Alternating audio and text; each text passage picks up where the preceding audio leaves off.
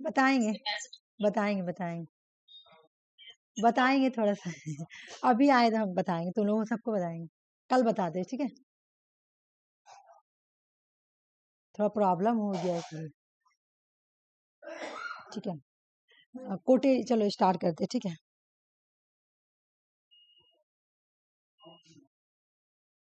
कहाँ से, देखो मैं यहाँ से स्टार्ट कर रही।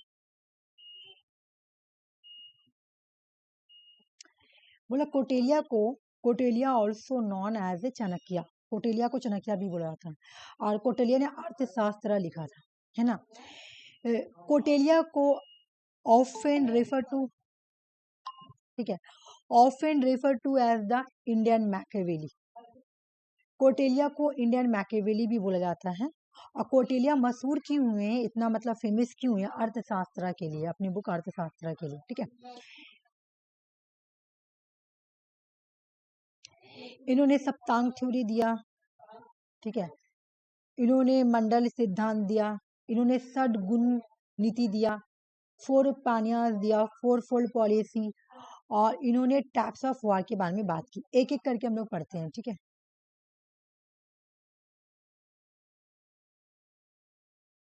सबसे पहले कोटेलिया ने बोला कि एक स्टेट को चलाने के लिए 7 एलिमेंट की होनी बहुत जरूरी है, ठीक ना। एक स्टेट तभी अच्छे से रन कर पाएगी जब उसके अंदर 7 एलिमेंट्स होगी। लेकिन कोटेलिया ने बोला ये जो 7 एलिमेंट्स होगी ना, ये जो 7 एलिमेंट्स होगी,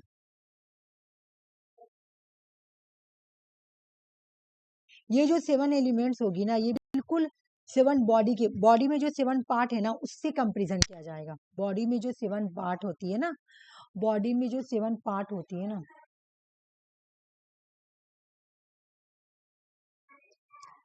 मतलब कोटेलिया ने जो 7 एलिमेंट्स है उसका कंपेरिजन बॉडी के पार्ट से कंपेरिजन किया। देखो जैसे इन्होंने बोला कि स्वामी, एक स्टेट को चलाने के लिए स्वामी का होना बहुत जरूरी है, यानी द रूलर। द रूलर रहेगा तभी एक स्टेट अच्छे से चल पाएगा। एक हेड ऑफ द स्टेट होगा, हेड होगा वही तो चलाएगा, ठीक है। तो भाई स्वामी होना बहुत जरूरी है। एक स्टेट को चलाने के लिए स्वामी या रूलर होना बहुत जरूरी है। ये नहीं रहेगा तो स्टेट अच्छे से रन नहीं कर पाएगा। स्वामी को बोला गया सर, इंसान का जो हेड होता है ना सर, उसको बोला गया कि भाई तुम्हारा सर ही नहीं रहेगा तो फिर तुम, अगर कोई इंसान का सर ही नहीं है तो वो कैसे वो रहेगा, वो नहीं रहेगा। फिर बोला कि स्वामी अकेला नहीं चल पाएगा, स्वामी कुछ एडवाइस देने के लिए कुछ मनिस्टर्स होंगे, जिसको बोला गया अमित्या, ठीक है। अमित्या द मनिस्टर, मनिस्टर होंगे। ये मनिस्टर होंगे ना, ये आंख होंगे, आई, ठीक है। ये हर जगह नजर रखेंगे कौन गलत कर रहा है ना, और स्वामी को एडवाइस भी देंगे। और यहाँ पे एक और बात है कि इन्होंने एक मनिस्टर के बारे में नहीं बोला था रखने के लिए, क्योंकि 3 मनिस्टर के बारे में इन्होंने बोला था कि 3-4 मनिस्टर रखें, क्योंकि अगर एक मनिस्टर रहेगी या 2 मनिस्टर रहेगी तो हो सके कॉन्स्पिरेसी करे, तो 2 मिलके कॉन्स्पिरेसी करेगी तो तीसरा वाला आके बताएगा कि सर देखिए वो आपके एंगेज कॉन्स्पिरेसी कर रहा। ये तो डिटेल में पढ़ना जाता है, लेकिन जो एग्जाम के पॉइंट ऑफ व्यू से इंपोर्टेंट है वो पढ़ा रही हूँ। पहले इन्होंने बोला कि स्टेट की जो पहली एलिमेंट है वो है स्वामी, दूसरा एलिमेंट का नाम है अमित्या। अमित्या को मनिस्टर बोलते हैं। और मनिस्टर ये कौन से बॉडी से कंपेरिजन किया गया है, मनिस्टर को आई से, ठीक है। जनपद, the territory and the population थाई, ठीक है। बोला कि एक स्टेट को चलाने के लिए, एक स्टेट को चलाने के लिए जनपद का होना बहुत जरूरी है, मतलब आपका पॉपुलेशन, ठीक है। अब पॉपुलेशन ही नहीं रहेगा तो, जैसे तुम सुनी होगी अभी तुम जापान के बारे में कि जापान में पॉपुलेशन का डिक्लाइन हो रहा है, ठीक है। पॉपुलेशन खत्म हो रहा है। पॉपुलेशन जब खत्म हो जाएगा तो आपका स्टेट फिर रहा कहाँ पे, ठीक है। तो बोल रहे कि भाई स्टेट को चलाने के लिए पॉपुलेशन भी होना बहुत जरूरी है। अच्छा, थाई का मतलब क्या होता है तुम लोग को पता है ना, बोलो। जांग, है ना, जांग होता है, ठीक है। तो ये क्या बोल रहा है कि जनपद होना बहुत जरूरी है, मतलब एक स्टेट का जो एलिमेंट होगा ना, तीसरा एलिमेंट वो है जनपद, यानी टेरिटोरी और पॉपुलेशन बोलो। इसको हम लोग अगर कंपैरिजन करेंगे ह्यूमन बॉडी से कि कोटलिया ने जनपद को क्या बोला है तो थाई बोला है, ठीक है। उसके बाद इन्होंने बोला दुर्ग, ठीक है। दुर्ग मतलब फोर्टिफाइड कैपिटल, ठीक है। किला, देखो भाई चीन का नाम सुन के आदमी थोड़ा सा आर क्यों, चीन का दीवार दुनिया का सबसे बड़ा दीवार है ना, तो वो दीवार क्यों बनाया गया था कि लोग देख के ही डर जाए कि हाँ हम लोग चीन को ऐसे अटैक नहीं कर सकते। उसी तरह मतलब चीन का दीवार उस टाइम का बात नहीं, मैं एक एग्जांपल दे रही हूँ कि ये बोल रहे हैं कोटेलिया कि आप क्या करें, आप अपने मतलब जनपद का मैं पूरा डेफिनेशन बता देती हूँ। जनपद का मतलब क्या है कि एक राजा के लिए जरूरी है कि अपने पॉपुलेशन को खुश रखे, ठीक है, अपने पॉपुलेशन को अपने अपने एक सब्जेक्ट का अपनी पॉपुलेशन को बिल्कुल अपने सन के जैसा समझे, ठीक है ना। तीसरा एलिमेंट है जनपद यानी पॉपुलेशन, तो एक किंग के लिए ये जरूरी है कि वो अपने पॉपुलेशन को अपने बेटा है ना, अपने बेटा के जैसा समझे है। तो इस तरह से आपकी जो थर्ड वाली एलिमेंट है ना इस तरह से रन करेगी, ठीक है ना, एक किंगडम को चलाने के लिए, एक स्टेट को चलाने के लिए, ठीक है। फिर बोल रहा कि दुर्ग, दुर्ग मतलब क्या भाई, फोर्टिफाई कैपिटल, मतलब बड़ा बड़ा किला जो होता है ना, किला, किला पता है ना, किला। तो बोला भाई सुनो एक बात, अगर बड़ा बड़ा किला रहेगा ना तो तुमको बोलने का जरूरत नहीं है कि मैं अमीर हूँ, वो देख के ही समझ जाएगा ये फाइनेंशियल तो बहुत ही स्ट्रांग है, इसे लगना बहुत ही है ना, बहुत ही खतरा हो सकता है, ठीक है। तो वो लोग लगेंगे नहीं, मतलब देखो तुम जब तुम किसी के घर जाती हो, तुम उसके घर देखकर समझ जाती हो आम का मतलब क्या होता है पता है ना, आम का मतलब क्या होता है, हाँ भूजा। हाँ भुजा या बाजू है ना, बाह, ठीक है। तो आरती तुमको भी पता है ना। तो बोले कि दुर्ग क्या करो मतलब हाँ एक किंग को क्या करना चाहिए, देखो पहले तो बोला एक किंग होगा स्टेट को अच्छे से रन करने के लिए, फिर बोला अमित्या होगा, फिर बोला जनपद होगा, फिर बोला दुर्ग होगा। बोले जो दुर्ग होगा ना, दुर्ग उसको आम बोलेंगे,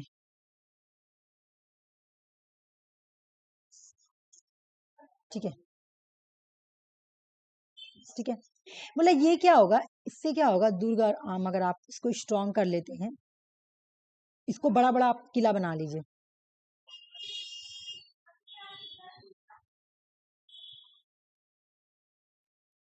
बड़ा बड़ा किला बना लो, ठीक है, खूबसूरत खूबसूरत, लोग देख के डर जाएंगे, अरे इससे लड़ना खतरा से खाली नहीं। जैसे तुम अभी तुम किसी का घर देख रही हो, वो घर बहुत खूबसूरत बना हुआ है, ठीक है, बहुत खूबसूरत बना हुआ है, तुम देख के क्या बोलोगी, ये तो बहुत अमीर आदमी है, मालदार पार्टी है ना।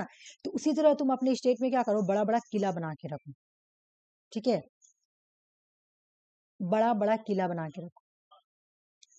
फिफ्थ बोला कोशा, कोशा मतलब ट्रेजी यानी मौत, मुंह, तुम अपना खजाना को भर कर रखो जब भी जरूरत होगा।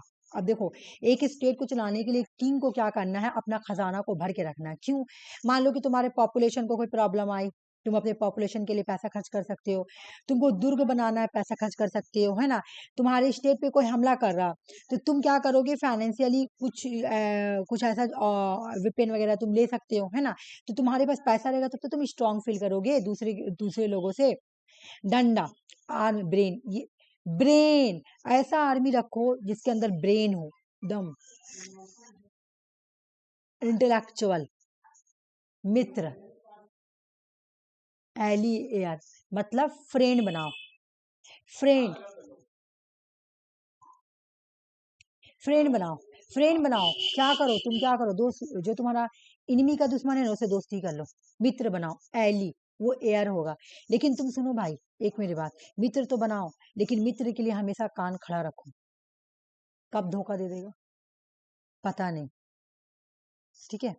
ये 7 एलिमेंट समझ में आया। पहला एलिमेंट स्वामी, अमित्या, जनपद, दुर्ग, कोशा, डंडा, मित्र। अभी मैं पूछूंगी, ठीक है।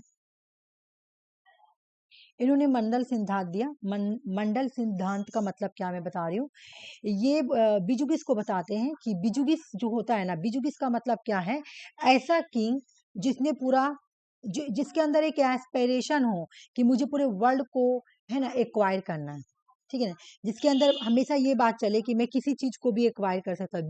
बिजुगिस किंग जो होता है ना उसके अंदर हमेशा एक ये रहता है कि मैं सबको, ठीक है, सभी लोगों को क्या कर लूंगा, एक्वायर कर सकता, और हमेशा उसके अंदर एक एस्पिरेशन होना चाहिए, ठीक है, क्या करने का भाई, बिजनेस का एक्वायर करने के लिए, है ना, एक हमेशा एक जज्बा होना चाहिए, मतलब क्या बोला था उसको, जज्बा सॉरी, इम्बिशंस होना चाहिए, हाँ। बिजनेस का मतलब क्या, ऐसा किंग जिसके अंदर हमेशा एक इम्बिशंस होना चाहिए,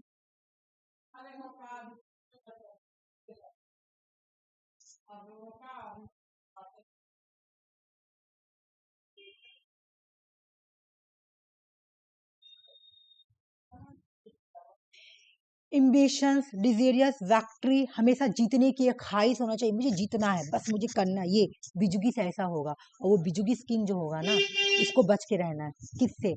सबसे तो पहले उसको अपने आड़ी बिजुगिस के पास जो इलाका होगा ना, जैसे अगर तुम इंडिया को रखो बिजुगिस में, ठीक है ना, इंडिया में कोई बिजुगिस किंग है, ठीक है ना, तो इंडिया का दुश्मन कौन होगा? जल्दी बताओ तो मुझे नाम।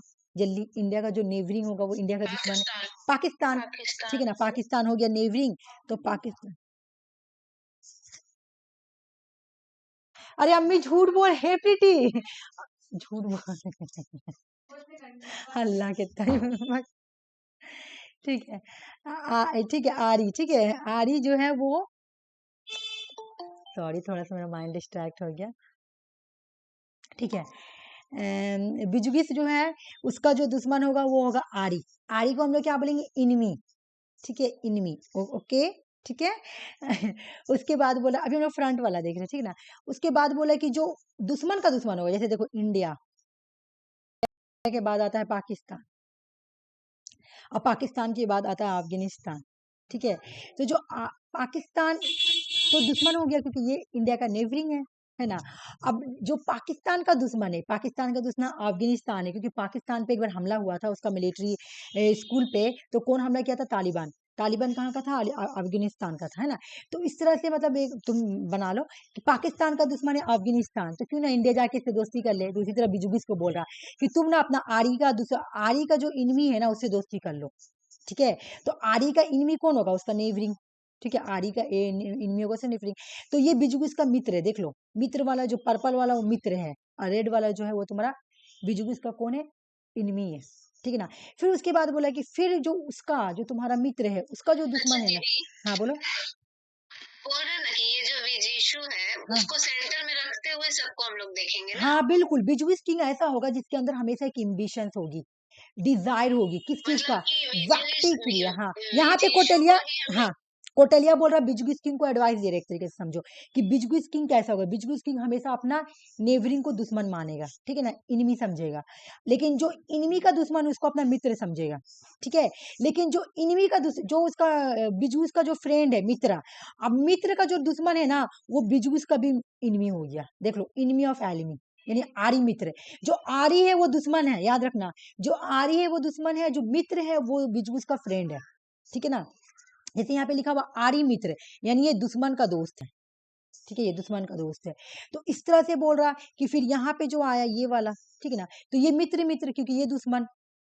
ठीक है, फिर दुश्मन, फिर आरी मित्र। देखो, जो आरी मित्र है या मित्र है या खाली आरी है, आरी दुश्मन है, ऐसे याद रख लो। आरी जो है वो इनमी है। ठीक है, ये याद कर लो, इतना दिमाग ये करोगी तो बहुत ही हो जाएगा। आर्य जो है वो इनमी है, किसका? बिजुगिस का। तो बिजुगिस का कौन है? मित्र है। मित्र कौन है? ये दोस्त है। ठीक है ना। अब मान लो मैं तुमसे पूछूंगी कि ये कौन होगा, मुझे बताना, ये कौन होगा बिजुगिस का? आर्य मित्र कौन है?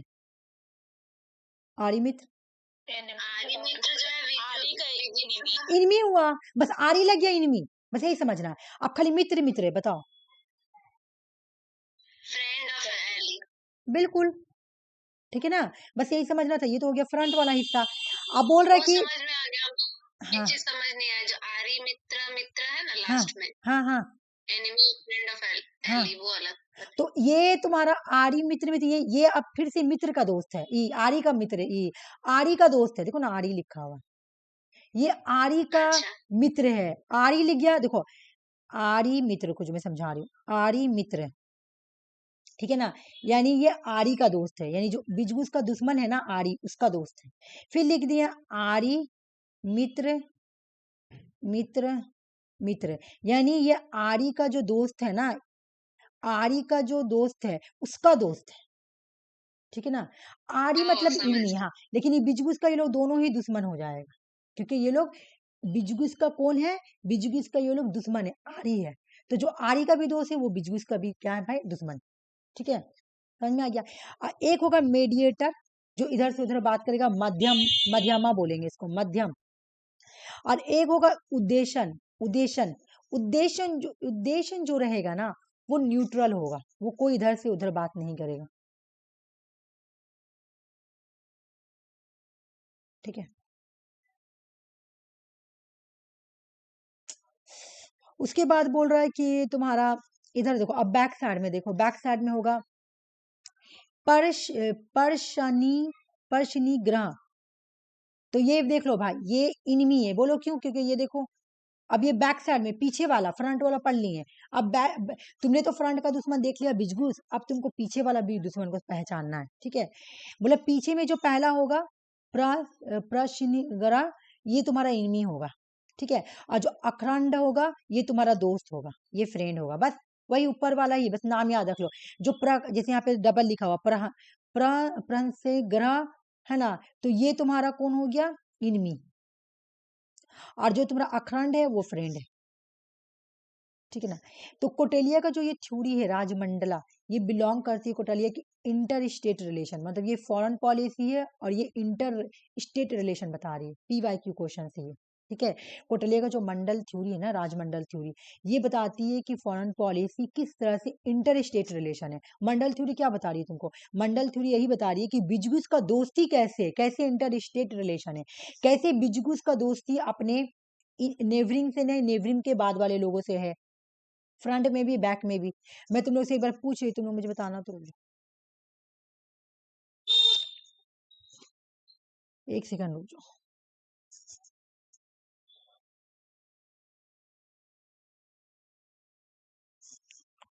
कल हम लोग पढ़ाए थे, कल जो क्लास हुआ था, यही पार्ट 1 हुआ था, है ना? हाँ, और आज पार्ट 2, कल ही क्लास स्टार्ट हुआ ना ये वाला, है ना? हाँ ठीक, ये तो कल ही स्टार्ट हुआ था। हाँ देखो, अब मैं तुम लोग से पूछ रही हूँ, मुझे बताना कि आरी कौन है बिजूस का? एनिमी एनिमी है। ये फ्रंट वाला इनमी है। हाँ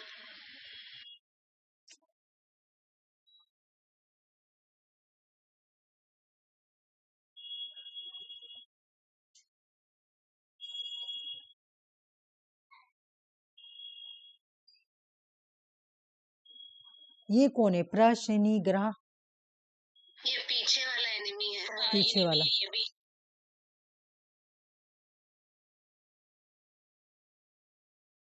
ये कौन है? ये फ्रेंड है। एनिमी फ्रेंड है आरसी, फ्रेंड। हाँ हाँ, ये कौन है? ये फ्रंट वाला फ्रेंड है, भी फ्रेंड है। ये फ्रंट वाला है, और ये बैक वाला है फ्रेंड। बस हाँ यही है। और ये जो रिलेशन है ना, ये मंडल थ्योरी क्या बता रही है? इंटर स्टेट रिलेशन बता रही है, ठीक है? हाँ, फॉरेन पॉलिसी। हाँ, फॉरेन पॉलिसी की, ठीक है? अब आ जाओ, यहाँ पढ़ेंगे हम लोग। ये एग्जाम में ये आया हमको हो, बहुत अच्छे से समझ में आया, पता है हम इतने साल में आज समझे ढंग से। समझ में आई है ना? चलो थैंक यू। हाँ, पढ़ते थे लेकिन कुछ भी समझ नहीं आता था कि क्या बोलना चाह रहा है। ओ, नहीं, मंडल थ्योरी में यही बोलना चाह रहा है कि कैसे कैसे आपको इससे दोस्ती करना। अब एक और बात हाँ, समझो। बस पढ़ रहे थे, ओ, रट रहे थे, कुछ भी समझ नहीं आता अच्छा था। आज समझ आया। अच्छा। अब तुम एक चीज देखो, क्या बोल रहा कि तुम्हारा, हम लोग यहाँ पे पहले सर्किल देखो कितना, अ, अच्छा अंजलि आई ना, इसको ऐड कर लेती, ठीक है? एक मिनट, 1 2 3 4, 6 हाँ, 1 2 3 4 6 7 8, पूरा 12 होगा। 1 2 3 हाँ 4 5 6 7 8 9 10, ये दो हो गया ना, दो दो सर्किल में होगा, क्योंकि दो पार्ट में बांटा हुआ, तो पूरा 12 सर्किल होगा, ठीक है ना? सर्किल तुम्हारा पूरा 12 होगा। बड़ी दिमाग खराब करके रखा हुआ सच में, ठीक है, जाने दो। बोले कि 12 सर्किल, ठीक है? 12 सर्किल में, बोले कि 12 सर्किल है, ठीक है ना? 12 सर्किल में आपको 4 किंग मिलेंगे। 12 सर्किल में आपको 4 किंग, हर सर्किल में 4 किंग मिलेगा, बोल रहे, हर सर्किल में 4 किंग मिलेगा, ठीक है? एक मिनट, इस circle has a 3 king, sorry sorry 3 king बोला, वो सब हटा दो, तुम लोगों को मैं मेन चीज याद करा रही हूँ, हटाओ। यहाँ पे आ जाओ।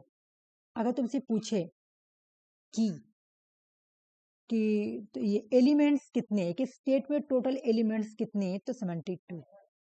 स्टेट के एलिमेंट्स कितने हैं, तो 72, ठीक है? 72। जिसमें से 60 खाली एलिमेंट्स है और 12 किंग है। 12 किंग मैं बता रही हूँ कैसे। बोला है कि तुम्हारा कि हर स्टेट में तुमको 3 मिलेगा, 3 को करो 4 से तो हो गया कितना, 4 तिया 12, 12 पचे 60, 5 एलिमेंट सॉवरेनिटी। मैं इसको बहुत अच्छे से समझाई थी आरसी को, मेरे माइंड से भी थोड़ा सा निकल गया। हर सर्किल में तुमको 3 किंग मिलेगा, ठीक है। तो 3 किंग को 4 सीखे तो 12 आया, तो each king possess 5 element of sovereignty, और हर किंग के पास 5 एलिमेंट है। अच्छा ये समझ में आ जाओ क्या बोल रहा कि each circle has a 3 king, her circle में तुमको 3 किंग मिलेगा, ठीक है, 3 किंग मिलेगा। और ईच किंग पोजेस 5 एलिमेंट, और हर किंग के पास तुमको 5 एलिमेंट्स मिलेगा, ठीक है। तो तुम्हारा एक नहीं, मैं ऐसे डायरेक्ट पढ़ा रही हूँ, ये बहुत कंफ्यूजिंग है, इधर आ जाओ। बोले तुमसे अगर एग्जाम में पूछे, ये वाला आया हुआ है, ठीक है ना, कि टोटल एलिमेंट्स कितने हैं, टोटल एलिमेंट्स पूछे कि एक स्टेट में टोटल एलिमेंट्स के, क्योंकि तुम लोगों को तो डीपली लिखना नहीं है इसके बारे में, तो खाली इतना याद रखो, ये एग्जाम में आया हुआ भी है कि कोटेलिया टोटल एलिमेंट के, एक स्टेट में टोटल एलिमेंट कितने होंगे, टोटल एलिमेंट कितने हैं कोटेलिया के अकॉर्डिंग, स्टेट के टोटल एलिमेंट्स कितने, तो 72, कितने हैं 72, ठीक है। अगर पूछे तुमसे कि एक स्टेट में टोटल एलिमेंट्स कितने, तो 72, और ये प्रीवियस ईयर क्वेश्चन है, ठीक है। इस सर्किल में has 3 king, 4 into 3 and 12, her circle में तुमको 3 किंग मिल रहा, तो 3 किंग को 4 इंटू 3, 1 मिनट, हाँ ठीक है रुक जाओ, तो तुम्हारा हो गया 12, 12 और 5 सॉवरेन है, तो 12 को 5 से तो 60 एलिमेंट हो गया, और 12 किंग है, ये वाला 12 किंग है, तो इसको मिलाया तो 72 हो गया। अच्छा ये खाली एक बार समझ लो, समझना है तो, बाकी मैं इसका तरीका बता दूं, बाकी तुम्हें एग्जाम में ये वाला क्वेश्चन पूछा था, ठीक है ना, देखो क्या बोल रहा, खाली समझना, ये रटना रटना नहीं है, खाली समझ लो। बोला कि हर स्टेट में तुमको 3 किंग मिलेगा, ठीक है ना, 3 किंग और 4 एलिमेंट्स करके मिलेगा, तो इसको मल्टीप्लाई करेंगे तो 4 हो जाएगा, और हर किंग के पास 5 एलिमेंट्स मिलेंगे सॉवरेन के, जैसे अमितिया, जनपद, दुर्गा, कोशान, डंडा, ये 5 मिलेंगे। अब 12 को 5 से जब हम मल्टीप्लाई करेंगे तो 60 हो जाएगा, और 60 को फिर 12 से जोड़ेंगे तो 72 हो जाएगा। तो तुमको मैथमेटिक्स नहीं पढ़ना है, तुमको सिर्फ ये पढ़ना है कि कोटेलिया के अकॉर्डिंग मंडल थ्योरी में कितने एलिमेंट्स होते हैं, ठीक है ना, एक स्टेट के कितने एलिमेंट होंगे मंडल थ्योरी के अकॉर्डिंग, एक स्टेट में कितने एलिमेंट्स होंगे, तो 72, ठीक है 72, ठीक है, बस कुछ नहीं याद करना, 72 एलिमेंट्स, प्रीवियस क्वेश्चन है। देखो ये भी तुम लोग को याद नहीं करना है, खाली ऐसे ही ऊपर वाला जो स्ट्रक्चर में ना लिखा हुआ है, ये बस खाली तुम्हारा ऐसे लिखा हुआ है, मतलब मैं इसको लिख दी हूँ, जैसे कि किंग बिजुकुस कौन होगा, द किंग हु एस्पायर, जो हमेशा कंक्वेयर करने के लिए एस्पायर होगा। आर्य कौन होगा, तो बिजुकिस का इनमी होगा। मित्र कौन होगा, तो फ्रेंड होगा। ये तो मैं पढ़ा चुकी हूँ, तो इसको मैं पार कर रही हूँ, ठीक है।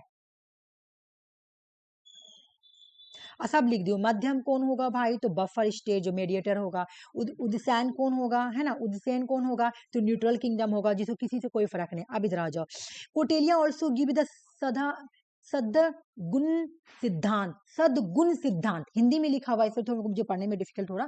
सदगुण सिद्धांत, सॉरी, सदगुण सिद्धांत को इंग्लिश में बोलेंगे 6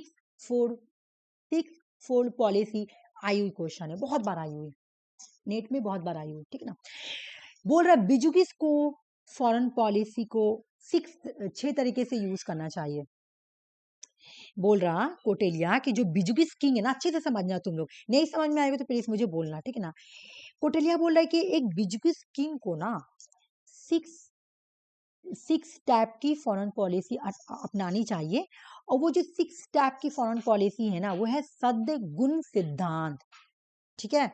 बोलो समझ में आ रहा, ठीक है, आ रहा, ठीक है ना। अगर कोई प्रॉब्लम होगा तो बोलना प्लीज, ठीक है। बोला पहला का नाम क्या है, सिंधी, ठीक है। बोला पहला का नाम क्या है, सिंधी। सिंधी क्या है भाई, देखो भाई मैं बताती हूँ क्या है सिंधी। बोला तुम्हारा ए और बी के साथ लड़ाई हो रहा है, ठीक है, ए और बी के साथ लड़ाई हो रहा है, ठीक है।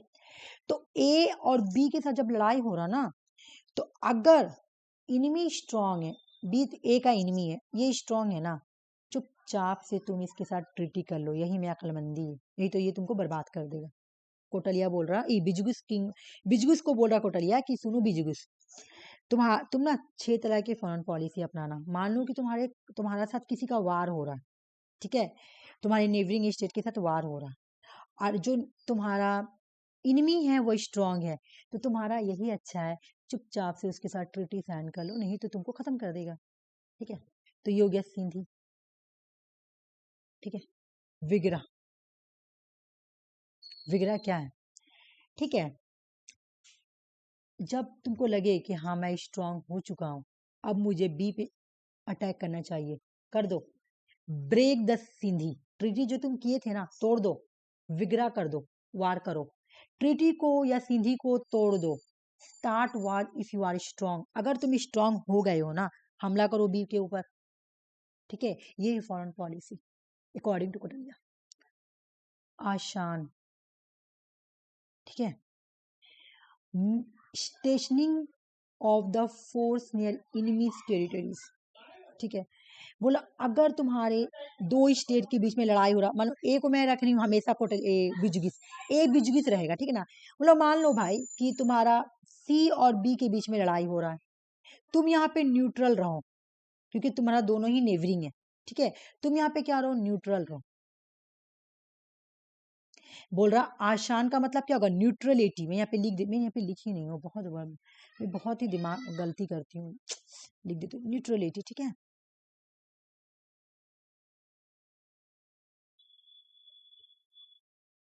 न्यूट्रलिटी, न्यूट्रलिटी में क्या बोल रहा कि भाई stationing of the force near enemies territories, मतलब यहाँ पे ये बात बोला कि जब दो लोगों के बीच में लड़ाई हो रहा है, तुम्हारे इनमी और कोई दूसरे स्टेट के बीच में, तो तुम उसमें ना खुद को, तुम ना न्यूट्रल हो। ठीक है, ठीक है ना, समझ में आ गया। यान, ठीक है, mobilising of troop, it means military exercise near enemy territory. तुम क्या करो, अपने ट्रूप को क्या करो, अपने ट्रूप को इनिमी का जो स्टेट है ना उसके आसपास लगा दो। ठीक है, मार्चिंग करवाओ, मोबिलाइजेशन कराओ, तुम दिखाओ कि मेरा कितना बड़ा आर्मी है, कि वो देख के डर जाए, भाग जाए। ठीक है, तुम उसको ना दिखाओ, अपना पोजीशन दिखाओ, ट्रेड दिखाओ, तुम अपने मिलिट्री को दिखाओ, ट्रूप्स मतलब क्या होता है, तुम्हारा आर्मी होता है, तुम अपने इनमी को दिखाओ, अपना मिलिट्री पावर एक्सरसाइज करके तुम दिखाओ कि देखो भाई मेरा मिलिट्री कितना स्ट्रांग है, कि वो तुम्हारा मिलिट्री को देख के भाई, जैसे अभी आज के डेट में तो मिलिट्री नहीं चलता, ये तो पहले का बात है, लेकिन आज का डेट में नॉर्थ कोरिया से आदमी डरता है, यूएस डर गया, यूएस ऐसा कंट्री नॉर्थ कोरिया से डरता है, क्यों? हाइड्रोजन बम है। उस टाइम मिलिट्री वाला सिस्टम था और अभी वाला थोड़ा एडवांस हो गया है। सोचो ना तुम, नॉर्थ कोरिया उतनी बड़ी कंट्री भी नहीं है, लेकिन उसे यूएस जैसा कंट्री डरता है, बिकॉज कि नॉर्थ कोरिया के पास क्या है, हाइड्रोजन बम है, उसको पता है कि ये सन की राजा है, कब उड़ा दे, जिस दिन वो हाइड्रोजन बम को ये कर देगा, ठीक है, तो उस दिन पूरा यूएस खत्म हो जाएगा। हालांकि उसके पास भी है, उससे भयानक बम तो यूएस के पास भी है, लेकिन खत्म तो कर देगा ना, क्योंकि वो सन की राजा है भाई, वो हम लोग को एक बार झलक दिखा चुका है कि मेरे पास हाइड्रोजन बम है, तो आप उससे बच के रहना। तो उसी तरह उस टाइम कोटलिया मिलिट्री को बोल रहे कि तुम मिलिट्री को दिखाओ, मोबिलाइज करो। क्या हम लोग जाकर देखें नॉर्थ कोरिया में, कोई जाके देखा कोई हाइड्रोजन बम रखा है कि नहीं? उसने झलक दिखाया, मिलिट्री एक्सरसाइज, उसने अपना वेपन को एक्सरसाइज करके दिखाया कि देख लो दुनिया वाले, मैं बहुत ही स्ट्रांग हूँ, न्यूक्लियर वेपन मेरे पास बहुत स्ट्रांग है, हाइड्रोजन बम है, जो कि क्या कर देगी, अगर वो हाइड्रोजन बम जिस दिन छोड़ देगी ना यूएस के पास, या किसी भी कंट्री के पास, वो कंट्री पूरा खत्म। जापान तो बचा हुआ अभी ना, लेकिन वो कंट्री खत्म हो जाएगा, इतना भयानक बम है। तो तुम भी, यान को बोल रहा, तुम भी मोबिलाइज करो ना अपना ट्रूप को, डराओ ना अपने इनमी को। ठीक है,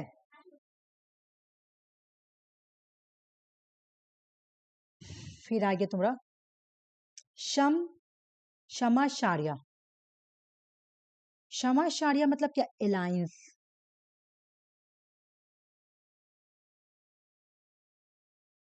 ठीक है, join hand with those who have a similar am like quad. ये मैं एग्जांपल अपने तरफ से दूं क्वाड के जैसा। जैसे तुम इंडिया का दुश्मन कौन है, इंडिया का दुश्मन अभी पाकिस्तान के अलावा कौन है बताओ तो? पाकिस्तान, चाइना, चाइना, चलो चाइना। पाकिस्तान हटा दो, पाकिस्तान अभी हटा दो, वो तो है ही नहीं। चाइना है, चाइना। चाइना इंडिया के लिए सरदर्द है। तो चाइना के अगेंस्ट एक एक तुम्हारा और एक क्वाड बना था, है ना? मैं तुम लोगों को क्वाड के बारे में बताई थी ना, क्वाड बना था। हाँ। क्वाड में तुम्हारा कौन कौन है हाँ। बताओ? जापान है, यूएसए है, जापान है, यूएसए ऑस्ट्रेलिया है, यूएसए ऑस्ट्रेलिया है। है और इंडिया भी है। तो इंडिया जो क्वाड बनाई है ना, वो बिल्कुल ये समझारिया वाला पॉलिसी जो है ना, मैच खा रहा है। इन्होंने क्या बोला कि जो देखो तुम अगर कोई ऐसा कोई एग्रीमेंट बन रहा, ठीक है, कुछ ऐसा उस तुम्हारे दुश्मन के अगेंस्ट कुछ हो रहा है, तुम भी जाके उसका मेंबर बन जाओ, तुम भी उसका पार्ट बन जाओ, ठीक ना? तुम भी उससे जाके हाथ मिला लो, जो इंडिया ने क्वाड के साथ चाइना के साथ किया, क्योंकि क्वाड क्या है, चाइना के अगेंस्ट ही आया है एक तरीके से, है ना? क्वाड चाइना के अगेंस्ट ही आया है ना? और ये लोग भी चाइना के अगेंस्ट लाए, तो इंडिया को पता था कि जो क्वाड बना वो चाइना के अगेंस्ट बना है, तो क्यों ना जाके मैं भी हाथ मिला लूं, कोटैया वाला पॉलिसी अपना लेता हूँ, समझारिया वाला। चलो भाई बहुत अच्छी बात है, ठीक है, समझ में आ गया।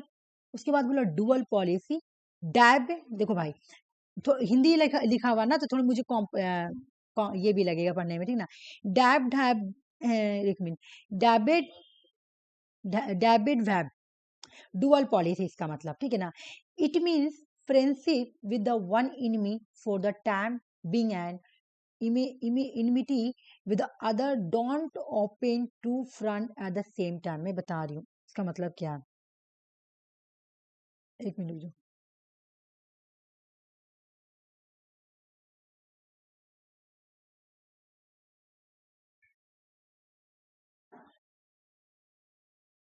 जैसे बोल रहा है कि मान लो कि ए और बी के बीच में लड़ाई हो रहा है, ठीक है, अब इसमें सी भी आ गया बीच में, ठीक है, तो यहाँ पे बिजुगिस को बोल रहा है कौटिल्य कि तुम क्या करो, या तो इसके साथ ट्रीटी करो या तुम इसके साथ ट्रीटी करो, ठीक है?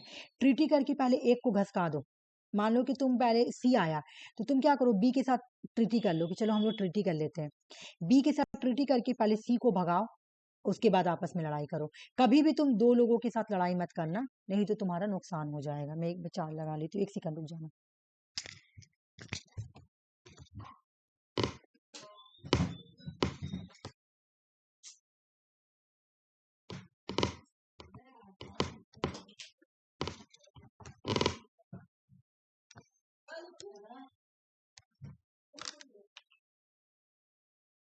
चलो, हाँ, तो बोल रहे कि भाई डुअल पॉलिसी अपनाओ। कभी भी तुम, है ना, कभी भी तुम ऐसा ना गेम खेलो कि तुम दोनों के साथ लग जाओ, कि पहले नहीं, चालाकी इसी में है, या तो तुम सी के साथ ट्रीटी करके बी को भगा दो, ठीक है, या तुम बी के साथ ट्रीटी करके सी के भगा दो, अकेला अकेला लड़ाई करो, डुअल पॉलिसी अपनाओ, ठीक है। अभी जाओ, अभी मैं क्लास करा रही हूँ, ये समझ में आया? बोलो।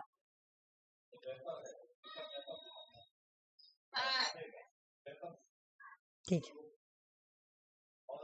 सबको समझ में आया? बोलो, हाँ दी। किसी को कुछ पूछना है? हाँ समझ गया। ओके, अंजलि तुमको?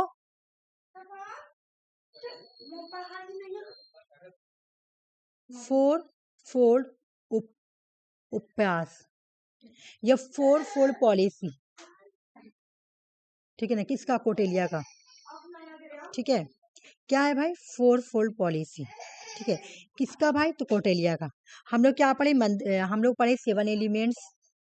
सेवन एलिमेंट्स के बाद हम लोग पढ़े तुम्हारा ये मंडल सिद्धांत। उसके बाद हम लोग पढ़े से क्या नाम है तुम्हारा, हाँ, सिक्स फोल्ड पॉलिसी। अब पढ़ेंगे कोटेलिया का फोर फोल्ड पॉलिसी, ठीक है ना, फोर फोल्ड पॉलिसी या उपन्यास, ठीक है। बोला ये क्या है? सबसे पहले तो बोला कि फोर पॉलिसी का नाम है साम दंड भेद दंडा। तुमने सुनी होगी, मूवी वगैरह में भी बोलता है साम दंड भेद, है ना, ऐसे करके, हाँ। हाँ। है ना। ऐसा नहीं, तुम लोगों के लिए नया वर्ड है ना। बोला क्या, सुनो भाई, बोला सबसे पहले यहाँ पे क्या बोला, देखो, ये जो टूल है या टेक्निक्स है, ये अर्थशास्त्र का पार्ट है जो कि आपको हेल्प करेगा कॉन्फ्लिक्ट को रिजॉल्व कैसे करना है और स्टेबिलिटी को कैसे मेंटेन करना है, ठीक है। लड़ाई को किस तरह से आप किस तरह से लड़ाई को हैंडल करना है, डिस्प्यूट को किस तरह से हैंडल करना है, कॉन्फ्लिक्ट को किस तरह से हैंडल करना है। तो बोला भाई पहले तुम क्या करो कि साम वाली पॉलिसी अपनाओ। साम को गिफ्ट भी बोलते हैं, ठीक है ना। कॉन्सिलेशन, ठीक है, मतलब क्या कि यूज डिप्लोमेसी। मान लो कि ए और बी के बीच में लड़ाई हो रहा, तो सबसे पहले तुम क्या करो, तुम ना बी के साथ दोस्ती करने की कोशिश करो, लड़ाई को कम करो, खत्म करो, नेगोशिएशन करके। ठीक है, डिप्लोमेसी यूज करो। डिप्लोमेसी यूज करने का मतलब क्या, कोई गिफ्ट दे दो उसको, ठीक ना। इस तरह से यूज करके तुम अपनी लड़ाई को खत्म करो। साम पहले यूज करो, पहले तुम उस पर्सन से अच्छे से बात करो, ठीक है ना। जैसे इंडिया पाकिस्तान के साथ हमेशा दोस्ती का हाथ बढ़ाती है, तो जो पहले दोस्ती का हाथ बढ़ा रही है तो उसको बोलेंगे साम। फिर दंड, ठीक है, दंड आ गया, ठीक है ना। ये क्या है भाई, फिर उसको बोलो कि भाई देखो, offering gift incentives pursue the other. तुम क्या करो, वो ना तुम एक मिनट, साम दंड, हाँ ठीक है, साम दंड भेद भाव, साम दंड भेद नहीं, साम साम दाम होगा, सॉरी यहाँ एम होगा मेरे ख्याल से, हाँ साम दाम,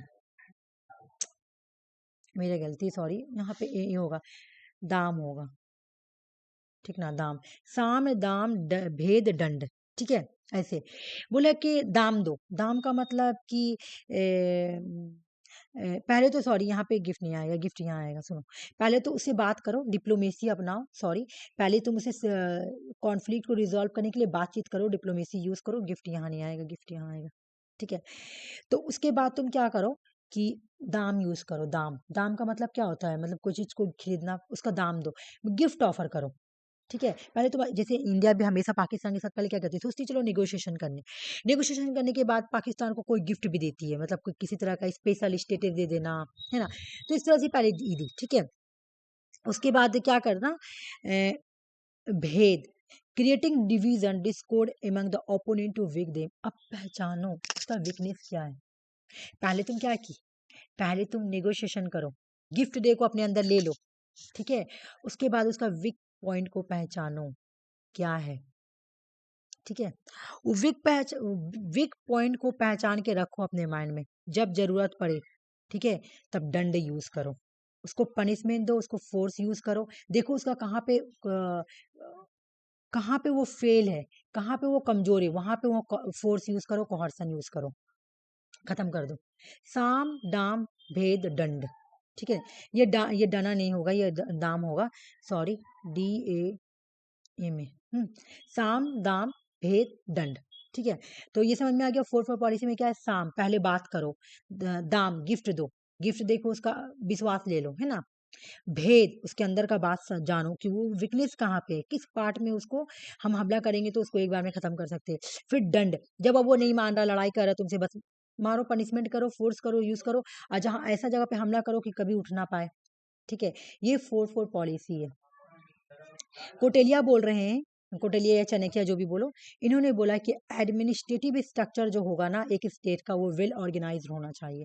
इन्होंने बोला कि 30, ये एग्जाम में ये भी आया हुआ है, 34 डिपार्टमेंट होगा गवर्नमेंट में। कितना डिपार्टमेंट होगा, 34 डिपार्टमेंट होगा गवर्नमेंट को चलाने के लिए, which they are designed to handle various aspect of governance. Governance की जितने भी एस्पेक्ट है ना, उसको कौन चलाएगा, ये 34 डिपार्टमेंट चलाएगी। जैसे military, finance, law, trade, public wealth, इन सबको चलाने के लिए क्या होगा, 34 डिपार्टमेंट होगा। एग्जाम में क्वेश्चन आया हुआ है अकॉर्डिंग टू कोटलिया, कोटलिया के अकॉर्डिंग कि एक एडमिनिस्ट्रेटिव सिस्टम में कितने डिपार्टमेंट होनी चाहिए, तो 34 डिपार्टमेंट होनी चाहिए गवर्नमेंट की, ठीक है। फिर तुम लोग ये वाला अगर देखी होगी तो एग्जाम में क्वेश्चन आया हुआ है, ठीक है। ये देखी हो तुम लोग, कोटलिया की दंड नीति, कौन कौन हाँ देखा है, ये क्वेश्चन तुम्हारा आया हुआ भी है, हाँ। और हम लोग, सॉल्व किया है। हाँ हम लोग सॉल्व भी किए, कोटलिया की दंड नीति, ठीक है। चलो एक एक करके समझते हैं। दंड नीति कितने तरह की है, कोटलिया की दंड सब आया हुआ क्वेश्चन है, ठीक है ना। 4 तरह की दंड नीति है, 1 2 3 4, ठीक है। एक्विजिशन ऑफ द अनएक्वायर्ड, मतलब क्या बोल रहा, जो तुमने जिसको एक्वायर नहीं किया है, बिजगुस को बोल रहा है कि जिस पार्ट को तुमने एक्वायर नहीं किया उसको एक्वायर कर लो, ठीक है ना। अनएक्वायर इलाका को एक्विजिशन कर लो, मतलब उसको तुम अपने पार्ट में मिला लो, अपने स्टेट में मिला लो। तुमने जिस हिस्सा को एक्वायर किया है ना उसको प्रिजर्व करके रखो। मान लो कि इंडिया इंडिया चाइना से, चाइना ने बहुत सारा हिस्सा कब्जा कर लिया, नॉर्थ वाला, नॉर्थ ईस्ट वाला, ठीक है। चाइना का बहुत सारा हिस्सा, चाइना ने बहुत सारा नॉर्थ ईस्ट को कब्जा कर लिया इंडिया का। तो इंडिया ना इसको क्या करेगा, अपने अंदर ले लेगा, नॉर्थ ईस्ट को कब्जा कर लेगा। अब कब्जा कर लिया तो ये इसका कहलाया एक्विजिशन ऑफ द अनएक्वायर्ड। अब कब्जा करने के बाद इंडिया को ये इलाका को प्रिजर्वेशन करके भी रखना पड़ेगा, ठीक है। यही है डंडे नीति की पॉलिसी। फिर एग्रीमेंटेशन ऑफ द प्रिजर्व। अब बता रहे यहाँ पे क्या है कि एग्रीमेंटेशन प्रिजर्व क्या है भाई, कि अब तुमको after the preserving the state acquisition the next step is strengthening and enhance them. तुमने जिस स्टेट को प्रिजर्व करके रखा है, पहले तो उसको जो अनइक्वायर था तुमने इसको एक्वायर किया, तो एक्वायर करना कर लिए तो तुम उसको प्रिजर्व करके रखोगे। अब जो प्रिजर्व इलाका है ना, तुम उसको स्ट्रांग बनाओ, ठीक है, उसमें और चीज बढ़ाओ, उसको नेक्स्ट लेवल तक ले जाओ। ये नहीं कि तुम छोड़ दो ये, मैं ये तो ये ए बच्चे तुम दवा तुम फेंक रहा, जाओ मम्मा के पास, इधर दो दवा, दो दवा, दो बाबू को दवा है ना, दीजिए गोलू, दवा दीजिए। हाँ जाइए, जाइए जाइए मम्मा के पास, जाइए जाइए, ये आपका दवा, जाइए। ठीक है, ऐसे तो इतना बोलेंगे बाबू आ जा नहीं जा, हाँ क्लास कराएंगे तो इसी रूम में रहेगा, और पूरा दवा ववा निकाल के फेंक दिया। एग्रीमेंटेशन ऑफ द प्रिजर्व का मतलब समझ में आ गया कि जिस स्टेट को तुमने प्रिजर्व करके रखे हो, है ना, तो अब तुम उसको स्ट्रांग भी बनाना पड़ेगा, ठीक है। आय रे अल्लाह, सारा दवा पे फेंक दिया इसका। ए सिब्बी, तो ऐसा डोर मारेंगे, जाओ मम्मा के पास, दवा दो, दो दवा। सब अपना दवा फेंक, इतना महंगा महंगा दवा तुम्हारा, वो भी ला कर दो, वो भी दोनों ला कर जाओ, जाओ मम्मा के पास, ठीक है। फिर क्या बोला, फेयर डिस्ट्रीब्यूशन ऑफ द एग्रीमेंटेड। अब भाई फाइनली तुम क्या करो कि तुमने जो स्टेट में, इस स्टेट को तुम मजबूत बनाया, तो इस स्टेट में जो भी वेल्थ आएगा, जो भी पावर आएगा, तुम उसको ना अच्छे से फेयर तरीके से सब राजा में, सब रूलर में डिस्ट्रीब्यूट करो, ठीक है ना, लोगों में सब फेयरली डिस्ट्रीब्यूट करो, ठीक है। तो तुमको यहाँ पे हेडिंग याद करना है, acquisition of the unacquired, preservation of the acquired, augmentation of the preserve, fair distribution of the augmented. इधर दो, दो इधर, जाओ वो वाला भी दवा लेकर आओ, क्लास कराने में डिस्टर्बेंस करा, मारेंगे तुमको, जो मम्मा के पास।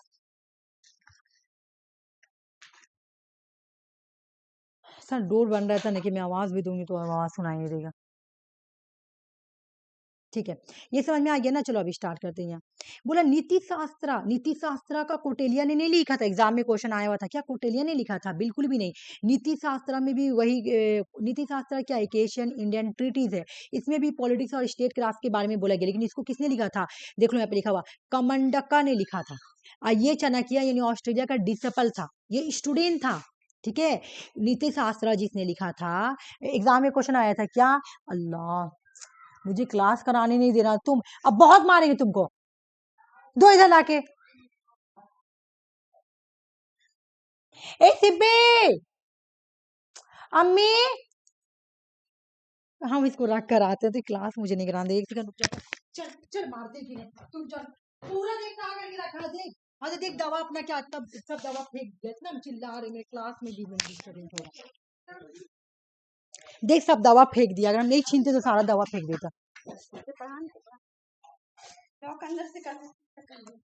क्या करो लॉक करके, ये तो बच्चा तो गोला को मार पड़ेगा तब, ठीक है। इधर देखो,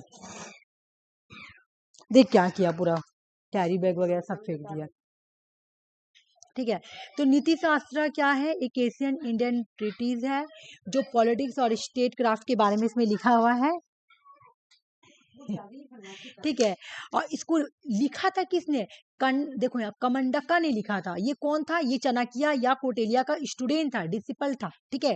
अर्थशास्त्र को हम लोग नीति शास्त्र जैसा बोल सकते हैं, हम लोग ये बोलेंगे कि अर्थशास्त्र इज नॉन एज नीति शास्त्र, लेकिन अगर एग्जाम में क्वेश्चन पूछे कि नीति शास्त्र का ऑथर कौन है, तो तुम्हारा आंसर क्या होगा, बता, कमंडका, हाँ। लेकिन अगर बोले कि क्या अर्थशास्त्र बिल्कुल नीति शास्त्र का जैसा, बिल्कुल हाँ, क्योंकि इसमें भी पॉलिटिक्स और स्टेट क्राफ्ट के बारे में ही लिखा गया है, ठीक है ना।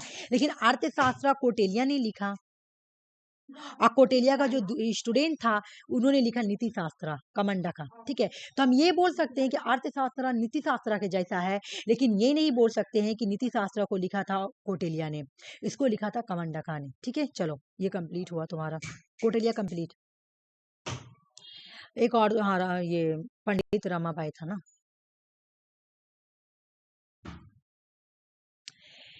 पंडित रामाबाई पढ़ने में अच्छा लगता है, हाँ, ये बात तो है। इंटरेस्टिंग है। ये ऐसी लेडी है, मतलब इंस्पायरेशन लेडी है ना, तो इसलिए अच्छा लगता है। बहुत खराब लगता है ना सुन के सब सैड कुछ। फील होता है बहुत ज्यादा, मैं इनके बारे में हमेशा हाँ, मेंशन करती हूँ। स्ट्रगल की है। हाँ बहुत, लास्ट में उनके साथ कितना बुरा भी हुआ। कास्ट जात पात इसकी वजह से थोड़ा सा इनको प्रॉब्लम हुआ था, और इनका कुछ बैड लक भी हमेशा साथ नहीं हो रहा, जैसे हस्बैंड वाइफ, हस्बैंड डॉटर, है ना, इस तरह से सिस्टर फ्रेंड, हाँ, नहीं फ्रेंड, सॉरी फ्रेंड, तो बैक टू बैक इनके साथ ट्रेजेडी होते गए। बोल रहे कि ये जो पंडित रामाबाई थी, ये ब्राह्मण फैमिली में इनकी पैदाइश हुई थी। इनके फादर का नाम था आनंद शास्त्री डोंगरे। आनंद शास्त्री डोंगरे जो थे, ये एक संस्कृत के स्कॉलर थे। ठीक है, बहुत अच्छे से समझना कि आनंद शास्त्री डोंगरे डोंगरे जो थे, ये संस्कृत के स्कॉलर थे। अभी मैं तुम लोग से क्वेश्चन पूछूंगी, घबराओ मत। Ramabai was only 16 when she lost both her parents to famine। मैं पूरा स्टोरी समझाती हूँ, देखो इनके साथ क्या हुआ। इनके पापा संस्कृत के स्कॉलर थे, और उस पीरियड में लेडी को अगर वो संस्कृत पढ़ती है, संस्कृत बुक पढ़ती है, तो वो एक गुनाह माना जाता था। मतलब गुनाह को मैं क्या बोलूँ उसको, खराब चीज क्या बोला था, बोलो तो तुम लोग को हिंदी में क्या बोल सकते हैं कि पाप, पाप, मतलब हाँ पाप सीन, था, हाँ बिल्कुल, सीन, पाप। इंग्लिश में सीन, गुनाह, पाप, ऐसे। ठीक है, तो गलत था। तो बिकॉज के आनंद शास्त्री डोंगरे संस्कृत के स्कॉलर थे, तो उनके लिए ये सब बात मायने नहीं रखती थी कि क्या विमेन हो क्या ये। तो उन्होंने क्या किया, अपनी वाइफ को संस्कृत पढ़ाने लगे। जब अपनी वाइफ को संस्कृत पढ़ाते थे ना, तो गांव वालों को ये बात पता चल गया। जब गांव वालों को ये बात पता चल गया ना, तो गांव वालों ने क्या किया, इनको गांव से निकाल दिया। अब गांव से जब इनको निकाल दिया गया ना, तो इनके पापा, इनके मम्मी, इनकी यार सिस्टर, इनके ब्रदर, ये लोग सब जंगल जंगल जंगल जंगल, क्योंकि गांव में कोई रहने नहीं दे रहा था, क्योंकि गांव से पहले जमाने में होता था कि गांव से निकाला हुआ आदमी है। ठीक है, कोई नहीं आ सकता है, इनसे कोई सड़ भी नहीं सकता, क्योंकि गांव से निकाला हुआ आदमी है। तो इस तरह का पहले सिस्टम होता था। तो उसी तरह आनंद शास्त्री डोंगरी जो है, अपनी फैमिली को लेकर जंगल में जंगल जंगल चल रहे थे। अब जंगल में आंधी तूफान आ रहा, तो उसकी वजह से ये तो 16 साल की थी। इनके इनके मम्मी पापा और इनकी एक सिस्टर थी, वो भी, इन दोनों तीनों का डेड हो गया था जंगल में ही, फेमाइन वगैरह की वजह से। ठीक है, तो सोचो पहला ट्रेजेडी, कोई इंसान जंगल जंगल जिंदगी गुजार रहा है, और इनके और सिर्फ इनके मम्मी पापा का मौत और इनकी बहन का मौत क्यों हुआ, क्योंकि इन लोगों के पास घर नहीं था। ठीक है, उसके बाद इनके एक ब्रदर थे, रामाबाई की। तो रामाबाई और उनके जो ब्रदर थे, इनसे बड़े थे, इन लोग दोनों ने कोलकाता गए 1878 में। ठीक है ना, कोलकाता गए 78 में। तो कोलकाता जब गए, वो कोलकाता जाते हैं, तो संस्कृत स्कॉलर होने की वजह से, क्योंकि इनके पापा एक संस्कृत संस्कृत स्कॉलर थे, तो ये भी संस्कृत की स्कॉलर बन गई थी। ठीक है ना, और उस पीरियड में जब कॉलेज यूनिवर्सिटी में तुमको मेल डोमिनेशन मिलेगा, उस पीरियड में तुम देखती, तुमको हर जगह कॉलेज में भी मेल डोमिनेट मिलेगा। अभी भी तुम देखो, अभी भी दुनिया इतना आगे बढ़ गई है, फिर भी तुम कॉलेज यूनिवर्सिटी में देखोगी तो मेल का डोमिनेशन ज्यादा मिलता है। अब मतलब डोमिनेशन वो वाला बात नहीं कि डोमिनेट कर, वो नहीं, जैसे प्रोफेसर का रेशियो तुमको ज्यादा मिलेगा, और लेडी प्रोफेसर का रेशियो कम मिलेगा। तुम लोग अपना अपना डिपार्टमेंट में बताओ, कोई लेडी प्रोफेसर थी, असिस्टेंट प्रोफेसर नहीं, थी? तो यूनिवर्सिटी में नहीं थी। यूनिवर्सिटी में नहीं होगी, कॉलेज में थी और कॉलेज में भी नहीं थी। नहीं थी। कॉलेज में जो लोग थे वो सब गेस्ट लेक्चरर हाँ थी। गेस्ट की तो असिस्टेंट तो थी नहीं। तो उस जमाना में भी ऐसा था कि कॉलेज यूनिवर्सिटी में सिर्फ जो बड़े बड़े प्रोफेसर हुआ करते थे, उनको संस्कृत का नॉलेज हुआ करता था। ठीक है ना, कोई लेडी को नहीं। अब जब उन लोगों को पता चला कलकत्ता यूनिवर्सिटी में कि अरे बाप रे, रामाबाई विमेन है, इनको संस्कृत का नॉलेज है, ये बहुत बड़ी बात थी। ठीक है, Sanskrit scholar at the university of Calcutta give. अब जब यूनिवर्सिटी के प्रोफेसर लोग को पता चला कि अरे बाप रे, एक लेडी हो गई, इसको संस्कृत का नॉलेज है, जो कि संस्कृत अभी भी डिफिकल्ट लैंग्वेज है ना। तो इनको इनके संस्कृत नॉलेज के लिए कोलकाता यूनिवर्सिटी ने इनको एक टाइटल दिया, दो टाइटल दिया। एक का नाम था पंडिता, पंडिता का मतलब होता है स्कॉलर, और एक का नाम दिया सरस्वती, जिसका मतलब होता है गॉडेस ऑफ लर्निंग। ठीक है ना, तो ये भी क्वेश्चन आया हुआ है कि इनको क्यों मिला था संस्कृत, इनको सॉरी, इनको क्यों मिला था संस्कृत, ये स्कॉलर, सॉरी, इनको पंडिता और सरस्वती का खिताब क्यों मिला था, क्योंकि ये संस्कृत में स्कॉलर थे। बीइंग ए संस्कृत स्कॉलर होने की वजह से कलकत्ता यूनिवर्सिटी में इनको एक टाइटल मिला था, स्कॉलर और सरस्वती का, है ना। ठीक है, ये बात समझ में आ गया। उसके बाद क्या होता है, ये तो इनके साथ अच्छा हुआ। देख लो कब गए थे कोलकाता, 1878 में, ठीक है ना। उसके बाद क्या हुआ, आफ्टर हर ब्रदर डेड, 1888 में इनके भाई जो थे, उनके भाई का डेड हो गया, ठीक है। अब सुनो, इनके भाई का जब डेड हो गया तो देखो कितना ट्रेजेडी हुआ इनके साथ, है ना। पंडिता रामाबाई के जब भाई का डेड हो गया तो कितना बड़ा ट्रेजेडी कि भाई मेरा, मतलब फैमिली तो एक ही था ना, एक ही फैमिली था, वो भी नहीं रहा, ठीक है। तो उसके बाद क्या हुआ कि सी मैरिड बिपिन बिपिन बिहारी मेधावी, चूंकि बिकॉज पंडिता रामाबाई ब्राह्मण फैमिली से बिलोंग करती थी, ठीक है। और बिपिन बिहारी जो थे वो लोअर कास्ट से, शूद्र कास्ट से बिलोंग करते थे, ठीक है। और उस पीरियड में ये बहुत था कास्ट डिस्क्रिमिनेशन, कि ऊंचे जात के लोग ऊंचे जात में ही करेंगे, नीचे जात के लोग नीचे जात के लोग करेंगे, ठीक है ना। इस तरह का बहुत ज्यादा सब था उस टाइम, ठीक है। लेकिन इन्होंने बोला कि मैं इस बात को झूठ करने के लिए कि मैं इस बात को नहीं मानती हूँ, तो इसलिए इन्होंने क्या किया, बिपिन बिहारी मधावी मेधावी जो एक लवर थे, वकील थे, उनसे शादी कर लिया। वो एक शूद्र कास्ट से बिलोंग करते थे, ठीक है ना। लेकिन रामाबाई की किस्मत इतनी खराब थी बेचारी की। रामाबाई वॉज ओनली 23, सोचो 23 साल की एज ही हुई थी। मेधावी dead of the illness, living her alone with her 1 year old daughter, 1 साल की उनकी बेटी थी। और 1 साल की बेटी जब थी तब तब उनका हस्बैंड का डेथ हो गया। उनकी बेटी का नाम था मनोरमा। सोचो इनके साथ कितना कितना ट्रेजेडी हो रहा है, ठीक है। उसके बाद क्या हुआ कि मान ली इनके हस्बैंड डेट कर गई, लेकिन she was a pioneer in the field of the education in emancipation of women in India. India में विमेन को जो इमांसिपेशन मिला है, जो एजुकेशन मिला है, उसकी ये पैनर रह चुकी है, मतलब ये इन्होंने मेन लीड रोल किया है। मतलब इनको तुम इंडियन फेमिनिज्म भी बोल सकती हो, ठीक है ना। इन्होंने इंडिया में विमेन के एजुकेशन के लिए, इमांसिपेशन के लिए बहुत सारा काम किया है, ठीक है। अच्छा, ये दूसरा वाला पेज है, देख। अच्छा, 2 पेज हो गया, सॉरी। हाँ, ये पेज तो समझ में आ गया ना, ये पेज क्लियर हो गया ना। कहानी कहाँ से स्टार्ट होती है, आनंद शास्त्री जो है उनके फादर स्कॉलर थे। इन दोनों की इनके मदर और फादर के डेट डेट कर गए थे, ठीक है। जब डेट कर गए तो इन लोगों को क्या करना पड़ा, फिर इनके भाई और ये मिलके कोलकाता जाते हैं। तो इनको वहां पे पंडिता और इसका ये मिलता है टाइटल, सरस्वती का।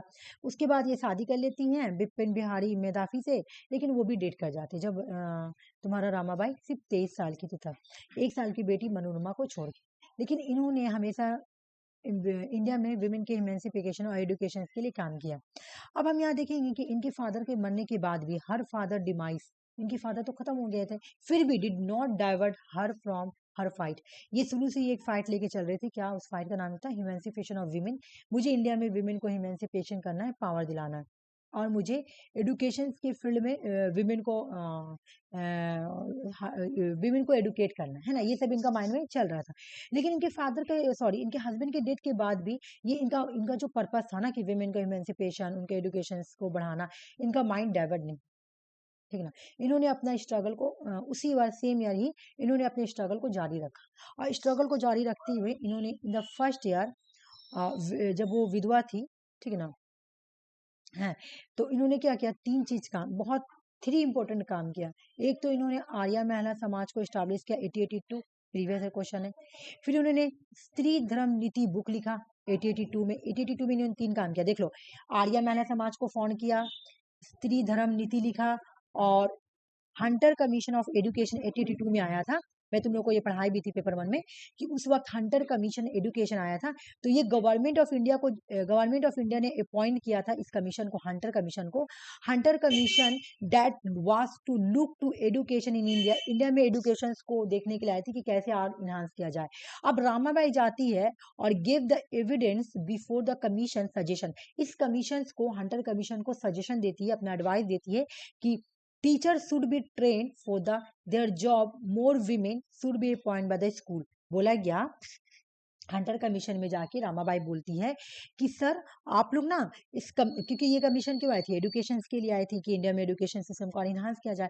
तो इन्होंने अपने एडवाइस दिया कि अगर आपको एजुकेशन सिस्टम को इन्हांस करना है ना, तो ज्यादा से ज्यादा लेडीज टीचर को ना जॉब में अपॉइंट कीजिए, स्कूल में, है ना, कॉलेज में, है ना, लेडी टीचर को रखिए। और फिर इन्होंने ये भी बोला था कि नर्स भी जो हो ना, देखो यहाँ पे लिखा हुआ है, she also demand that there should be more women the medical field, some treatment for women require the person to other women. बोल रहा कि आप क्या कीजिए, मेडिकल फील्ड में भी चाहे नर्स हो चाहे डॉक्टर हो, ज़्यादा से ज़्यादा विमेन को ही अपॉइंट करें। क्योंकि कि गांव की औरत जो होती है, उन लोगों को जो फीमेल को जो प्रॉब्लम होता है, तो वो उन लोगों को भी होता है प्रॉब्लम, है ना। तो वो लोग ना मेल डॉक्टर को शेयर नहीं करते, वो उन लोगों को शर्म आता है, मतलब एक हेजिटेशन होते हैं कि नहीं मैं नहीं बोलूंगा, ये तो मेल पर्सन है, मैं नहीं बोलूंगा। तो इस तरह के हेजिटेशन के चक्कर में क्या होता है, उनका बीमारी बढ़ जाता है कि नहीं मैं मेल को नहीं बताऊंगा, या फिर ट्रीटमेंट नहीं, या फिर घर वाले ऐसे होते हैं कि नहीं नहीं मेल डॉक्टर है तो मैं नहीं भेजूंगा, ठीक है। तो इस वजह से आप ज्यादा से ज्यादा लेडी डॉक्टर को रखें, ताकि विमेन अपने जितने भी प्रॉब्लम है, जो भी लेडी की प्रॉब्लम होती है, वो खुलकर बता सके। एक और स्कूल में ज्यादा से ज्यादा विमेन बच्चा रहेंगे, विमेन टीचर रहेंगे ना, तो माँ बाप जो है ना अपने बच्चे को गर्ल्स को पढ़ाने के लिए भेजेंगे, कि क्योंकि वो गर्ल्स टीचर ही गर्ल्स है ना, तो भेजेंगे। और जहाँ मेल टीचर रहेगा तो वो बोलेगा हाँ गाँव को लड़की जाकर मेल से पढ़ाई करेगी, जेंट्स टीचर से पढ़ाई करेगी, इस तरह का मेंटेलिटी हो जाएगा। तो क्यों ना आप ज्यादा से ज्यादा टीचर अपॉइंट करें लेडीज, और ज्यादा से ज्यादा नर्स या फिर तुम्हारा डॉक्टर लेडी को अपॉइंट करें। इन्होंने ये एडवाइस दिया था हंटर कमीशन को। 1882 में इन्होंने 3 काम किया था, ठीक है। अब मैं आगे बढ़ती हूँ। रामाबाई एक स्पीच देती है जहाँ पे she at the first choose to remind the silent. सबसे पहले सब कोई साइलेंट हो जाता है, कोई कुछ नहीं बोलता, साइलेंट, ठीक है। Until there was a pin drop the silence in the her audience, ये आती है when to stay, वहां पे रुक जाती है, कुछ नहीं बोलती है, कुछ नहीं कुछ नहीं कुछ नहीं कुछ नहीं। सब ऑडियंस इसको देख रहा है, ये तो मैक पर आके कुछ नहीं बोल रही है। क्यों नहीं बोल रही है भाई, कुछ बोल ही नहीं रही है, खामोश है, साइलेंट है, साइलेंट। तो क्या हुआ, क्या प्रॉब्लम है?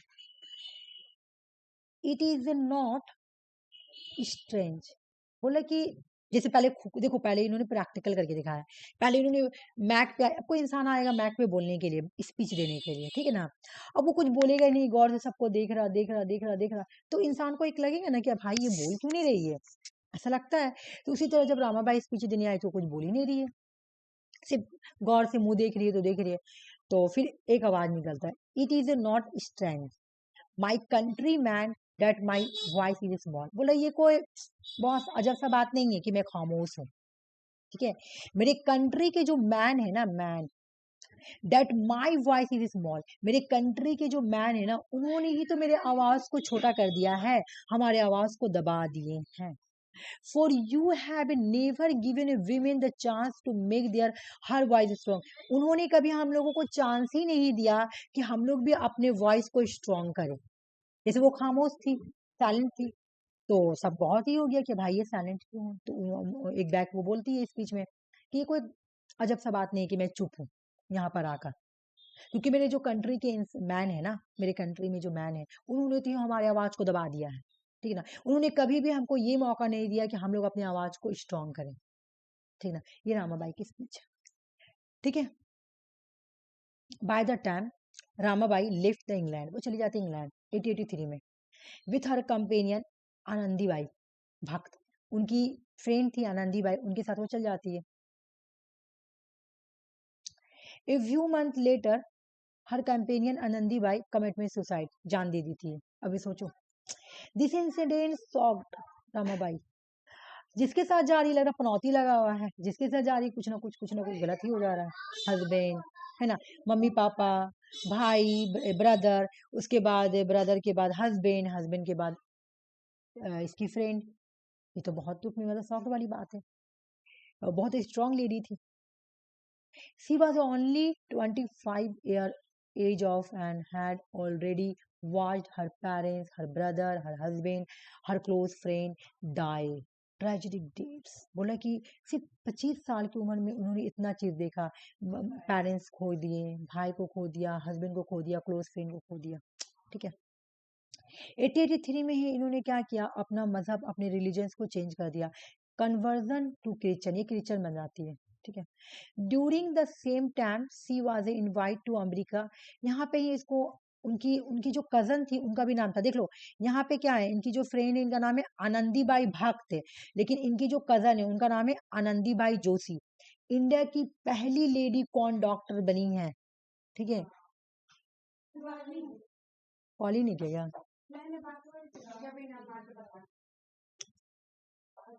दिमाग खराब हो गया रे। ठीक है, आनंदीबाई जोशी जो है वो इंडिया की फर्स्ट लेडी बनी थी जो डॉक्टर बनी थी। ठीक है, और ये कौन थी? ये रामाबाई की कजन थी। तो जब इनका सेरेमनी चल रहा था ना, कॉन्वोकेशन नहीं चलता है तुम्हारा सर्टिफिकेट देने वाला, है ना, तो वो कॉन्वोकेशन सेरेमनी चल रहा था, तो वो आनंदी बाई को इनवाइट करती है कि आप आए। तो 1886 में वो जाती है सेरेमनी को, ग्रेजुएशन सेरेमनी को अटेंड करने के लिए। तो वो जो ये आनंदी बाई थी ना, ये इंडिया की फर्स्ट वीमेन डॉक्टर थी, फर्स्ट वीमेन डॉक्टर। ठीक है, तो उसके बाद कुछ साल बाद क्या हुआ कि 1887 में अमेरिकन, यहाँ पे वो जब जाती है ना तो बहुत सारा अपना लिंक बनाती है, मतलब सब लोगों से मिलती है, नया नया लोगों से लिंक बढ़ता है, तो लोगों को बताती है कि इंडिया में ना विमेन का कंडीशंस ना, खास करके जो ऊंचे जात की विमेन होती हैं उनका कंडीशन बहुत खराब है। ठीक है, वो लोगों को मतलब सब बात बताती है कि बच्चों में शादी कर दी जाती है, अगर उनका हस्बैंड डेट कर दिया जाता है तो उन लोगों का फिर लाइफ वहां से खत्म, इस तरह से बताती। तो लोग बहुत सुन के बात ये हो जाती है, क्या इंडिया का हालत ऐसा है? तो वो लोग बोलते हैं ठीक है, हम आपका हेल्प करेंगे, अगर आप हेल्प करेंगे हम लोग आपको, यहाँ पे बोलते हैं बहुत सारे लोगों से वहां मिलती है। मैं पूरा नहीं लिखी हूँ, लेकिन ये कहानी स्टोरी बता देती हूँ कि यहाँ पे इन्होंने अपना लिंक को बढ़ाया। तो उसके बाद ही क्या होता है कि जब लोगों ने उनको बोला कि ठीक है हम हेल्प करेंगे, तो एक साल बाद ही दिसंबर 1887 में American Ramabai association was a form. ये क्या करती है? एक अमेरिकन रामाबाई एसोसिएशन को फॉर्म करती है बॉस्टन में। ठीक है ना, she was also able to gather financial support for residential school for Hindu विवा। ये इसलिए खोलती है कि जो अमेरिका के जो लोग हैं इनको फाइनेंशियल हेल्प करेंगे। ठीक है, और ये क्या करेगी? हिंदू विधवा के लिए स्कूल को स्टैब्लिश करेगी। ठीक है ना, फाइनेंशियल सपोर्ट के लिए इन्होंने खोला था कि जिसको आपको सपोर्ट करना, तो आगे ट्रस्टी क्या बोला था, चैरिटी, कि जिसको जिसको चैरिटी देना है तो आके दे दो। तो इस तरह से इन्होंने अमेरिकन रामाबाई एसोसिएशन को फाउंड किया था बॉस्टन में 1887 में। उसके बाद इन्होंने क्या किया कि high cast Hindu women book लिखती है, और ये बुक इंग्लिश में लिखती है। ठीक है ना, कहाँ लिखती है? यूएस में लिखती है, और कब लिखती है? तो 1887 में लिखती है। ठीक है, बुक में क्या हाईलाइट करती है? Brahmanical patriarchy. बोल रही है कि खासकर का महाराष्ट्र का जो रीजन है ना, वहां पे देखने को मिला है ब्राह्मणिकल पेट्रियार्की। मतलब पेट्रियार्की का मतलब क्या होता है? मेल डोमिनेशन सोसाइटी, जहाँ पे मेल मेल का तो बोलबाला होता है, विमेन को सपरेट करके, जहाँ मेल को सुपीरियर समझा जाता है, विमेन को इंफीरियर समझा जाता है। ठीक है, तो इन्होंने हाई कास्ट हिंदू विमेन लिखा, तो इसमें इन्होंने क्या किया? ब्राह्मणिकल पेट्रियार्की को हाईलाइट किया महाराष्ट्र के रीजन की। ठीक है, so called widowhood the worst most dread period of high caste women life. मतलब इन्होंने इसमें बताया कि विधवा का लाइफ कैसा, बहुत ही खराब है, वर्स्ट, बहुत ही मरने वाली हालात है, खास कर हाई कास्ट विमेन लाइफ। मतलब हाई कास्ट जो ब्राह्मण विमेन है ना, उनकी लाइफ खास करके बहुत ही डेंजर्स में, बहुत ही खतरे में है। कहाँ पर? महाराष्ट्र के रीजन में। क्यों? क्योंकि वहां पे ब्राह्मणी के लिए पेट्रियार्की सिस्टम है। हाई कास्ट हिंदू विमेन में ये हाईलाइट कर दिया। ये बुक 1887 में लिखी गई थी इंग्लिश लैंग्वेज में। ठीक है, उसके बाद रामाबाई रिटर्न आती है इंडिया में। देख लो इंडिया में कब आ रही है? 1889 में। और 1889 से बहुत क्वेश्चन आया हुआ। आते ही इन्होंने क्या किया? रामाबाई सादा सदन को ओपन करती है। पी वाई की क्वेश्चन है, 1889। ठीक है, 11 मार्च 1889 में रामाबाई क्या करती है? साधा सदन को स्टैब्लिश करती है। किसके लिए? Learning for home, home for learning के लिए। मुंबई टू एम्पावर द विधवा women by providing them with education and shelter. जो जो मुंबई में जो तुम्हारा विधवा है, जिनके हस्बैंड डेट हो गए हैं, विधवा विमेन है ना, उनके लिए घर बनाया उन्होंने, एजुकेशन सिस्टम के प्रोवाइड करने के लिए उन्होंने सादा सदन को स्टैब्लिश किया था। फिर क्या हुआ? 1889 में ही, देख लो इसी साल 1889 में ही पुणे में फेमाइन आई। जब पुणे में फेमान आई तो क्या हुआ कि famine hit Pune city, attempting to control it. The government placed restrictions on the movement of the people, and limit was placed on the number of the people who could reside in the सादा सदन। इन्होंने सादा सदन तो बनाया था विवाहों के लिए। अब फेमाइन आ गई, तो फेमाइन में बहुत सारे लोग आके सादा सदन में रह रहे थे। तो अब गवर्नमेंट ने रिस्ट्रिक्शन लगा दी कि इतना से ज्यादा लोग अब यहाँ पे नहीं रुक सकते हैं। ठीक है ना, तब इन्होंने जल्दी से देखा कि आर सारे लोग कहाँ जाएंगे, तो इन्होंने क्या किया? Not not wasting, not wanting to waste time, मतलब उन्होंने टाइम को कोई वेस्ट नहीं किया। और फौरन ही रामाबाई जाती है खेड़गांव। पुणे के ही नजदीक में है, वहां पे जाकर वो परचेज करती है 100 एकड़ जमीन और वहां पे वो मुक्ति मिशन को स्टैब्लिश करती है 1889 में। 1882 में 3 वाकया हुआ है, ठीक है ना। 1883 में भी चल जाती है वहां। 1887 में ये बुक लिखती है हाई कास्ट हिंदू वीमेन। उसके बाद 1889 में इसके साथ 3 वाकया होता है। एक तो ये रिटर्न आई इंडिया, सादा सदन को स्टैब्लिश किया, फिर माइन आई 1889 में, उसके बाद मुक्ति मिशन भी तुम्हारा 1889 में इन्होंने स्टैब्लिश कर दिया। क्यों भाई, क्यों किया? She provide the housing to women, ताकि वहां पे बच्चे विमेन आके रहें और स्कूल भी अटेंड करें, वहां पे स्कूल भी उन्होंने स्टैब्लिश किया, ठीक है ना। ये तुम्हारा तो यहाँ पे देखो, सी फॉन्डेड द मुक्ति मिशन पुणे 1889, वही बात है। फिर रामाबाई ने एक लेटर भी लिखा था, न्यूज लेटर, टाइटल था मुक्ति पेरियार बिल, ठीक है।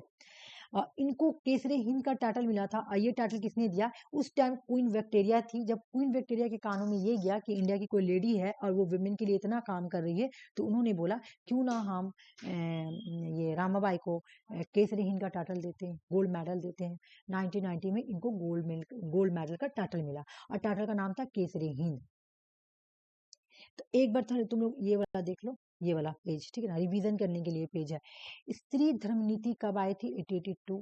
City of cry Indian women, इसका कहीं डेट नहीं लिखा हुआ है। सिटी क्राई, ये the cry of Indian women, इसका कहीं डेट नहीं लिखा है। इसमें डायलिमा है कि ये रामाबाई का है भी नहीं भी, मतलब ये बुक को तुम कहीं भी ढूंढोगे ना तो ऐसे ही मिलेगा, है ना, क्राई ऑफ इंडियन विमेन। लेकिन हाई कास्ट हिंदू विमेन अभी हम लोग पढ़े 1887 में इन्होंने लिखा। इन्होंने किस किस चीज को फॉन्ड किया था, किस किस चीज को फॉन्ड किया था? इन्होंने 3 चीज को फॉन्ड किया था। 1882 में तो इन्होंने आर्य महिला समाज को फॉर्म किया था, सादा सदन को 1889 में और मुक्ति मिशन को 1889 में। रामाबाई कंप्लीट हो गया। मैं तुम लोग से थोड़ा क्वेश्चन पूछ रही थी, उसके बाद तुम्हें मुझे हाँ एक बार ये वाला देख लो, सॉरी।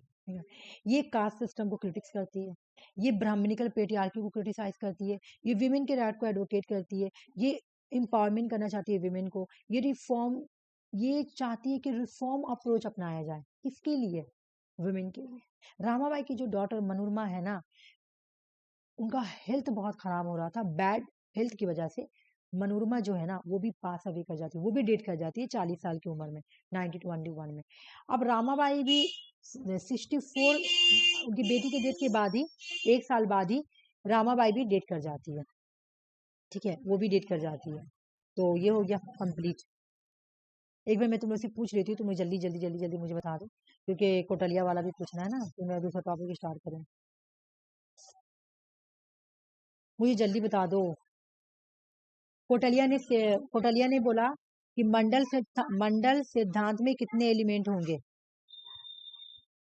60 72 ना, 72 हाँ एलिमेंट ऑफ 72 स्टेट था। को जोड़ देंगे एलिमेंट 72 ऑफ स्टेट याद करो, एलिमेंट ऑफ स्टेट 72। डिपार्टमेंट कितने होंगे एडमिनिस्ट्रेशन में? 34 डिपार्टमेंट 36 आरसी, 34 सॉरी 34 36 नहीं 34 34 34, ओके ठीक है 34। अच्छा, कोटलिया ने 7 एलिमेंट्स को बोला, तो पहला था तो तुम्हारा था सौम्य। सौम्य को उन्होंने क्या बोला? किंग अमित्या को क्या बोला? मंत्री आई। बॉडी से हाँ मंत्री तो है अमित्या, लेकिन इसको बॉडी से कंपेरिजन किया, आई बोला।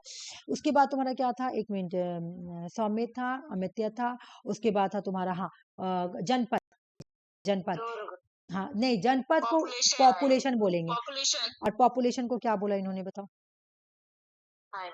था, बिल्कुल हाँ। उसके बाद तुम्हारा पॉपुलेशन के बाद क्या था? ये पॉपुलेशन के बाद था तुम्हारा दुर्गा। हाँ दुर्गा को इन्होंने क्या बोला? इसको क्या बोलेंगे?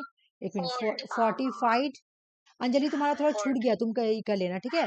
45 फोर्ट, इसको क्या बोलेंगे इंग्लिश में? उसके बाद तुम्हारा ट्रेजरी। ट्रेजरी को क्या बोला इन्होंने? खजाना को मौत। माउथ। उसके बाद ब्रेन को इन्होंने, आर्मी को क्या बोला? आर्मी को या डंडा को? ब्रेन। और लास्ट में क्या था? एली ना। फ्रेंड को इन्होंने क्या बोला? फ्रेंड को एयर, कान बोला, ठीक है। इन्होंने 6-4 पॉलिसी बताई है ना, 6-4 पॉलिसी वो सब तो तुम लोगों को पता है। अब मुझे ये बताओ कि रामाबाई को संस्कृत का ये पंडिता और तुम्हारा ये पंडिता और सरस्वती का वो जो टाइटल दिया गया था, क्यों दिया गया था? संस्कृत नॉलेज, वो संस्कृत में Sanskrit knowledge. Being a Sanskrit scholar के लिए बहुत अच्छा। अब मुझे नेक्स्ट क्वेश्चन बताओ कि मुक्ति मिशन कब आई थी? मुक्ति मिशन 1889। हाँ 1889। हाँ हाँ 889 में। मुझे बताओ तुम लोग कि एक मिनट क्या नाम था वो, हाँ आर्या महिला समाज 1882। 1889। नहीं 1882 में 3 चीज हुआ था, नाम बताओ क्या क्या? आर्य महिला समाज, विचार धर्म और हंटर कमीशन। हाँ हाई कास्ट हिंदू वीमेन कब लिखी गई थी? High cast Hindu women 1887। 1887। हाँ बिल्कुल। इंडिया रिटर्न कब आई थी? 1889। नहीं हाँ वो 89। 1883 में तो वो गई थी इंग्लैंड, 1883 में तो वो इंग्लैंड गई थी, हाँ है ना?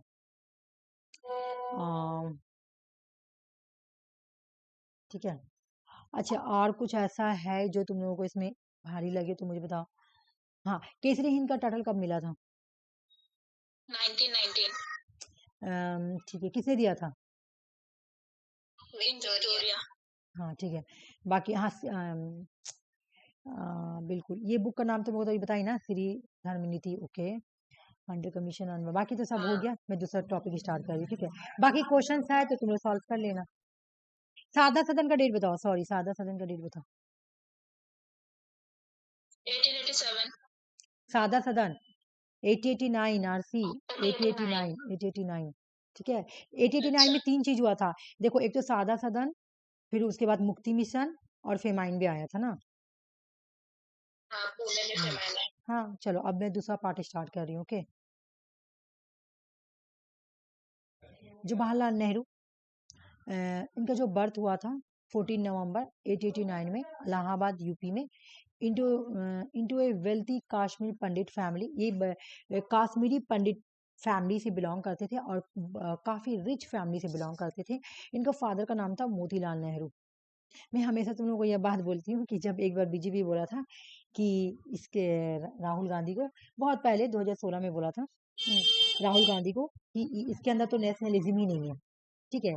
तो राहुल गांधी रिप्लाई किया, नेशनलिज्म तो तुमको मेरे ब्लड में मिलेगा। समझी मतलब? इसका कौन है, मतलब नाना दादा कौन लगा, पर नाना जो भी लगा, तुम देखो मोतीलाल नेहरू, जवाहरलाल नेहरू, उसके बाद तुम्हारा इंदिरा गांधी, फिर राजीव गांधी और उसके बाद राहुल गांधी, ठीक है। तो ठीक ही बोला कि नेशनलिज्म तो तुमको मेरा ब्लड में मिलेगा, ये तो बात ही, क्योंकि मोतीलाल नेहरू तो फ्रीडम फाइटर, मतलब एक तो उन्होंने तो इंडिया के लिए मतलब एक तरह से कंट्रीब्यूट भी किया था लड़ाई के लिए, है ना। तो वो तो सही बोला। तो ये मोतीलाल नेहरू कौन है भाई, कौन है? जवाहरलाल नेहरू के फादर, जवाहरलाल नेहरू के फादर है। बिल्कुल। और ये एक वकील थे, लवर थे हमेशा, ठीक है ना। और ये इंडियन नेशनल कांग्रेस के 2 बार प्रेसिडेंट भी रह चुके हैं Motilal Nehru. Nehru received his education in India and later went to the study of the Trinity College Cambridge. आपका जमाना में इंसान नहीं जा पाता, ये उस जमाना में कैम्ब्रिज से पढ़ाई किए थे। सोच लो कितने अमीर फैमिली से बिलोंग करते हो। ये लोग सब अच्छे पढ़े लिखे थे, है ना। वही तो बात है, इंडिया में पढ़ी लिखी प्राइम मिनिस्टर का ये ही लोग पढ़े जरूरत है। लिखे हैं, जैसे राहुल गांधी भी एडुकेटेड है, उन लोग का पूरा फैमिली एडुकेटेड पूरा है, लेकिन फैमिली, हाँ। अच्छा ये लोग क्या बाहर ही से, बोले। हाँ क्या ही बोले, ये तो बात तुम सही बोल रही। लेकिन पता है कंट्री को चलाने के लिए पढ़ा लिखा इंसान को ही देना चाहिए, तो जो पढ़ा लिखा नहीं रहता ना वो बर्बाद कर देता है। क्योंकि पढ़ा लिखा का मेंटेलिटी और नहीं पढ़ा लिखा का मेंटेलिटी डिफरेंट होता है, और पॉलिटिक्स में ऐसे एंटर करने से तो सभी ब्लर हो जाते हैं। तो नेहरू ने वो तो बताया ना अभी 1912 में when he return to India, India आते हैं और इमिडिएटली आने के बाद ही पॉलिटिक्स में एंटर कर जाते हैं। इनका तो पॉलिटिक्स बैकग्राउंड ही स्ट्रांग था, क्योंकि इनके फादर मोतीलाल नेहरू ही पॉलिटिक्स से बिलोंग करते थे, है ना। और उस जमाना में वकीलों की बहुत जो लेवल हुआ करते थे उनकी। अच्छा तुम लोगों को पता है कि लॉ लवर जो वकील होते हैं और जो बैरिस्टर होते हैं दोनों में क्या डिफरेंट होता है? हमको नहीं पता नहीं, है कि जो बैरिस्टर उसको बोलते हैं जो बाहर कंट्री से पढ़ कर आ रहा है, ठीक है। जो वकील का डिग्री बाहर हाँ कंट्री से लेगा उसको बैरिस्टर बोलते हैं, और जो लवर है वो इंडिया से डिग्री लिया है, ये बात है, ठीक है। वकील तो वो भी होते हैं लेकिन बैरिस्टर क्या, क्या तुम बाहर से डिग्री लेकर जैसे आई हो महात्मा क्या? गांधी भी बैरिस्टर थे। बैरिस्टर थे क्योंकि वो बाहर से पढ़ कर आए थे, है ना, हाँ इंग्लैंड से पढ़ कर आए थे। नेहरू की बुक एग्जाम में आती है द डिस्कवरी ऑफ इंडिया, ठीक है ना। नेहरू की बुक का नाम क्या है? द डिस्कवरी ऑफ इंडिया, याद रखो। बुक आता है छोटा सा, ये ज्यादा टॉपिक बड़ा नहीं। Glimpses of the world, an autobiography letter from a father to his daughter. यहाँ पे उस जमाना में फोन तो था नहीं, ठीक है, उस जमाने में तुम्हारा फोन तो था नहीं, और फादर अपने डॉटर से कैसे बात करेगी? तो दोनों क्या करते थे, अपना फादर और ये दोनों मिलकर चिट्ठी लिखा करते थे। और ये चिट्ठी तुम्हारा 7 क्लास में तुम देखना, ये एज ए टॉपिक दिया गया है, ठीक है। पढ़े हैं। हाँ, समझ में आ गया ना? तो वही बोल रहे हैं कि हाँ, letter from a daughter to, हाँ हाँ, मैं भी पढ़ी हूँ ये वाला। फिर इन्होंने क्या हुआ कि जब इंडिया को आज़ादी मिल रही थी तो इन्होंने क्या किया, एक आज़ादी मिलने से पहले इन्होंने क्या किया, नेहरू ने आधा रात में उठकर इन्होंने एक लेक्चर को डिलीवर, मतलब एक स्पीच डिलीवर किया, deliver ट्राइस with destiny. Secret meeting होता है इसका मतलब, ट्राइस का मतलब एक सीक्रेट मीटिंग होता है, ठीक है, सीक्रेट मीटिंग। और डेस्टिनी का मतलब फ्रीडम, कि अब हम लोगों को जो फ्रीडम मिलेगा, बहुत लंबे और अरसे के बाद इंडिया जो है आज़ाद होने वाली है। तो एग्जाम ये पूछता है कॉम्पिटिटिव में, ट्राइस्ट विद डेस्टिनी किसका स्पीच है? तो जवाहरलाल नेहरू का। अब यहाँ से हम लोग पढ़ते हैं, 1920 में ज्वाइन करते हैं non cooperation movement, interacting with the Mahatma Gandhi के साथ जाके मिलते हैं। 1929 में Jawaharlal Nehru was elected president of the Lahore session of the Indian National Congress. Indian National Congress का सेशन, लाहौर सेशन कहाँ पे होता है तुम्हारा? लाहौर में होता है इंडियन नेशनल कांग्रेस सेशन, वहाँ के प्रेसिडेंट इलेक्ट हुए, ठीक है ना। अंडर द हिज लीडरशिप, इन्हीं की लीडरशिप में कांग्रेस पास हिस्टोरिकल पूर्ण स्वराज, इस बार क्वेश्चन आया था पूर्ण स्वराज, ठीक है। इन्होंने हिस्टोरिकल एक स्टार्ट किया, पूर्ण स्वराज। पूर्ण, पूर्ण का मतलब हिंदी में क्या होता है? पूर्ण का मतलब क्या होता है? पूर्ण मतलब कंप्लीट, पूर्ण मतलब पूरा, पूरे तरीके से हाँ। हमको अब, कंप्लीट। हाँ, अब हमको पूर्ण स्वराज चाहिए, ठीक है ना। अब आप लोग का वो वाला नहीं कि हम ऐसे बना देंगे आप लोग उसको फॉलो करना, हम ये कर देंगे, तो ये सब नहीं चलने वाला भाई, ये बात आप कान खोल के सुन ले।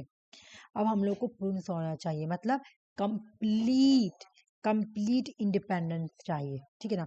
और ये कब हुआ था तुम्हारा बता रहे मैं, ये जो है ना पास तो हुआ था तुम्हारा ये दिसंबर में, क्या नाम है तुम्हारा, 1929 में ही पास हुआ था, लेकिन इसको डिक्लेयर कब किया गया?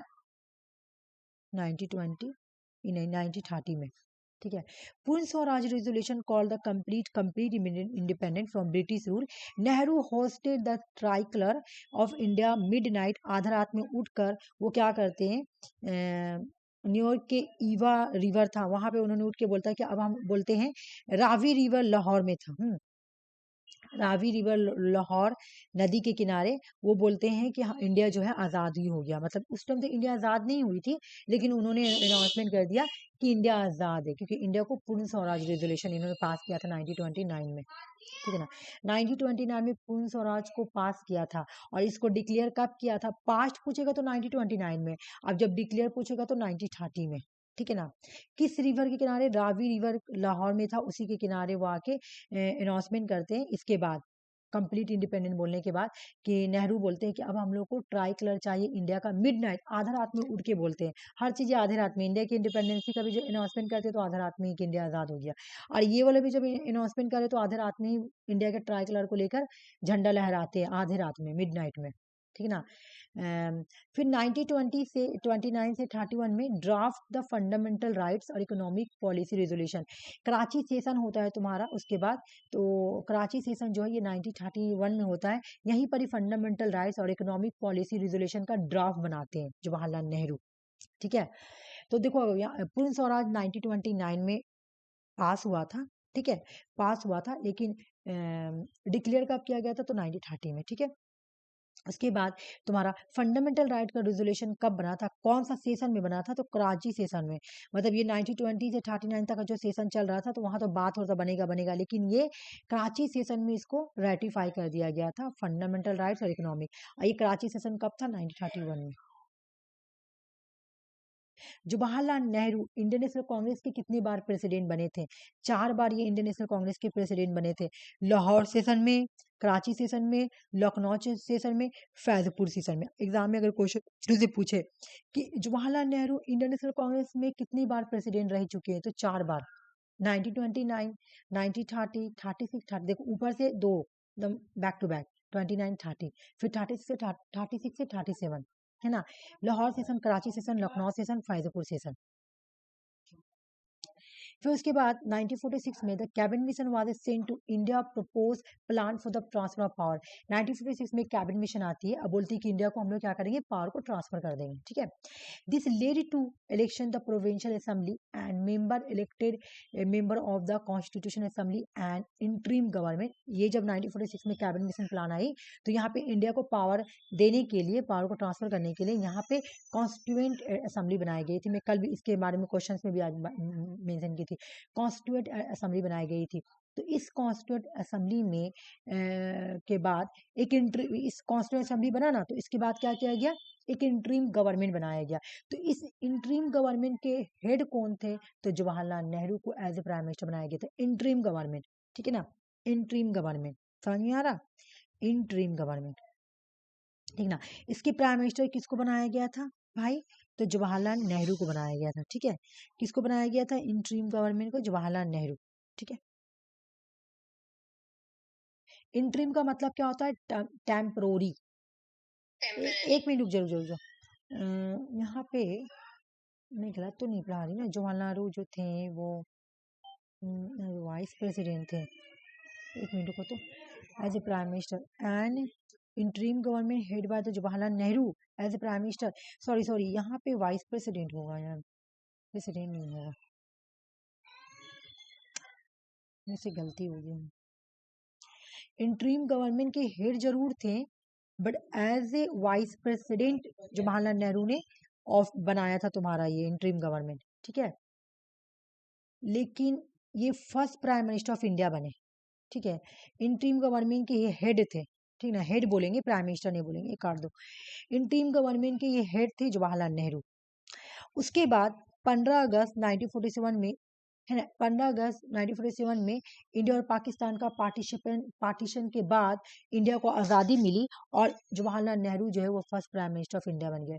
जवाहरलाल नेहरू जब फर्स्ट प्राइम मिनिस्टर बने इंडिया के, तो इन्होंने serving as a nation first prime minister from 15 अगस्त 1947। 15 अगस्त 1947 से लेकर अपने डेट तक 1964 तक का प्रेसिडेंट रहे, ये प्राइम मिनिस्टर रहे। सॉरी, याद करो, प्राइम मिनिस्टर। एग्जाम में क्वेश्चन पूछ सकता है कि प्राइम मिनिस्टर कब से कब तक थे, 1947 से लेकर 1964, क्योंकि इसके बाद श्री लाल बहादुर शास्त्री बैठे थे, जो कि 1965 में, है ना, 64 में वो शास्त्री बैठे थे, उनका फॉरेन डेट हो गया था, ठीक है। याद करो कि ये कब से कब तक प्राइम मिनिस्टर थे, 1947 से लेकर 1964 तक का, ठीक है। जो चीज याद करना है इधर आ जाओ, मैं बता रही हूँ। जवाहरलाल नेहरू का नेशनलिज्म क्या था, पूरा नहीं पढ़ना है, देख के घबराना नहीं है। ये बोलते हैं कि जो नेशनलिज्म होगा ना, वो कल्चर प्लुरलिज्म डाइवर्सिटी होगा। नेशनलिज्म का जो स्ट्रॉन्ग फेथ होगा ना, सारे कल्चर पे बेस होना चाहिए, इन्हें एक पार्टिकुलर कल्चर पे फोकस करे।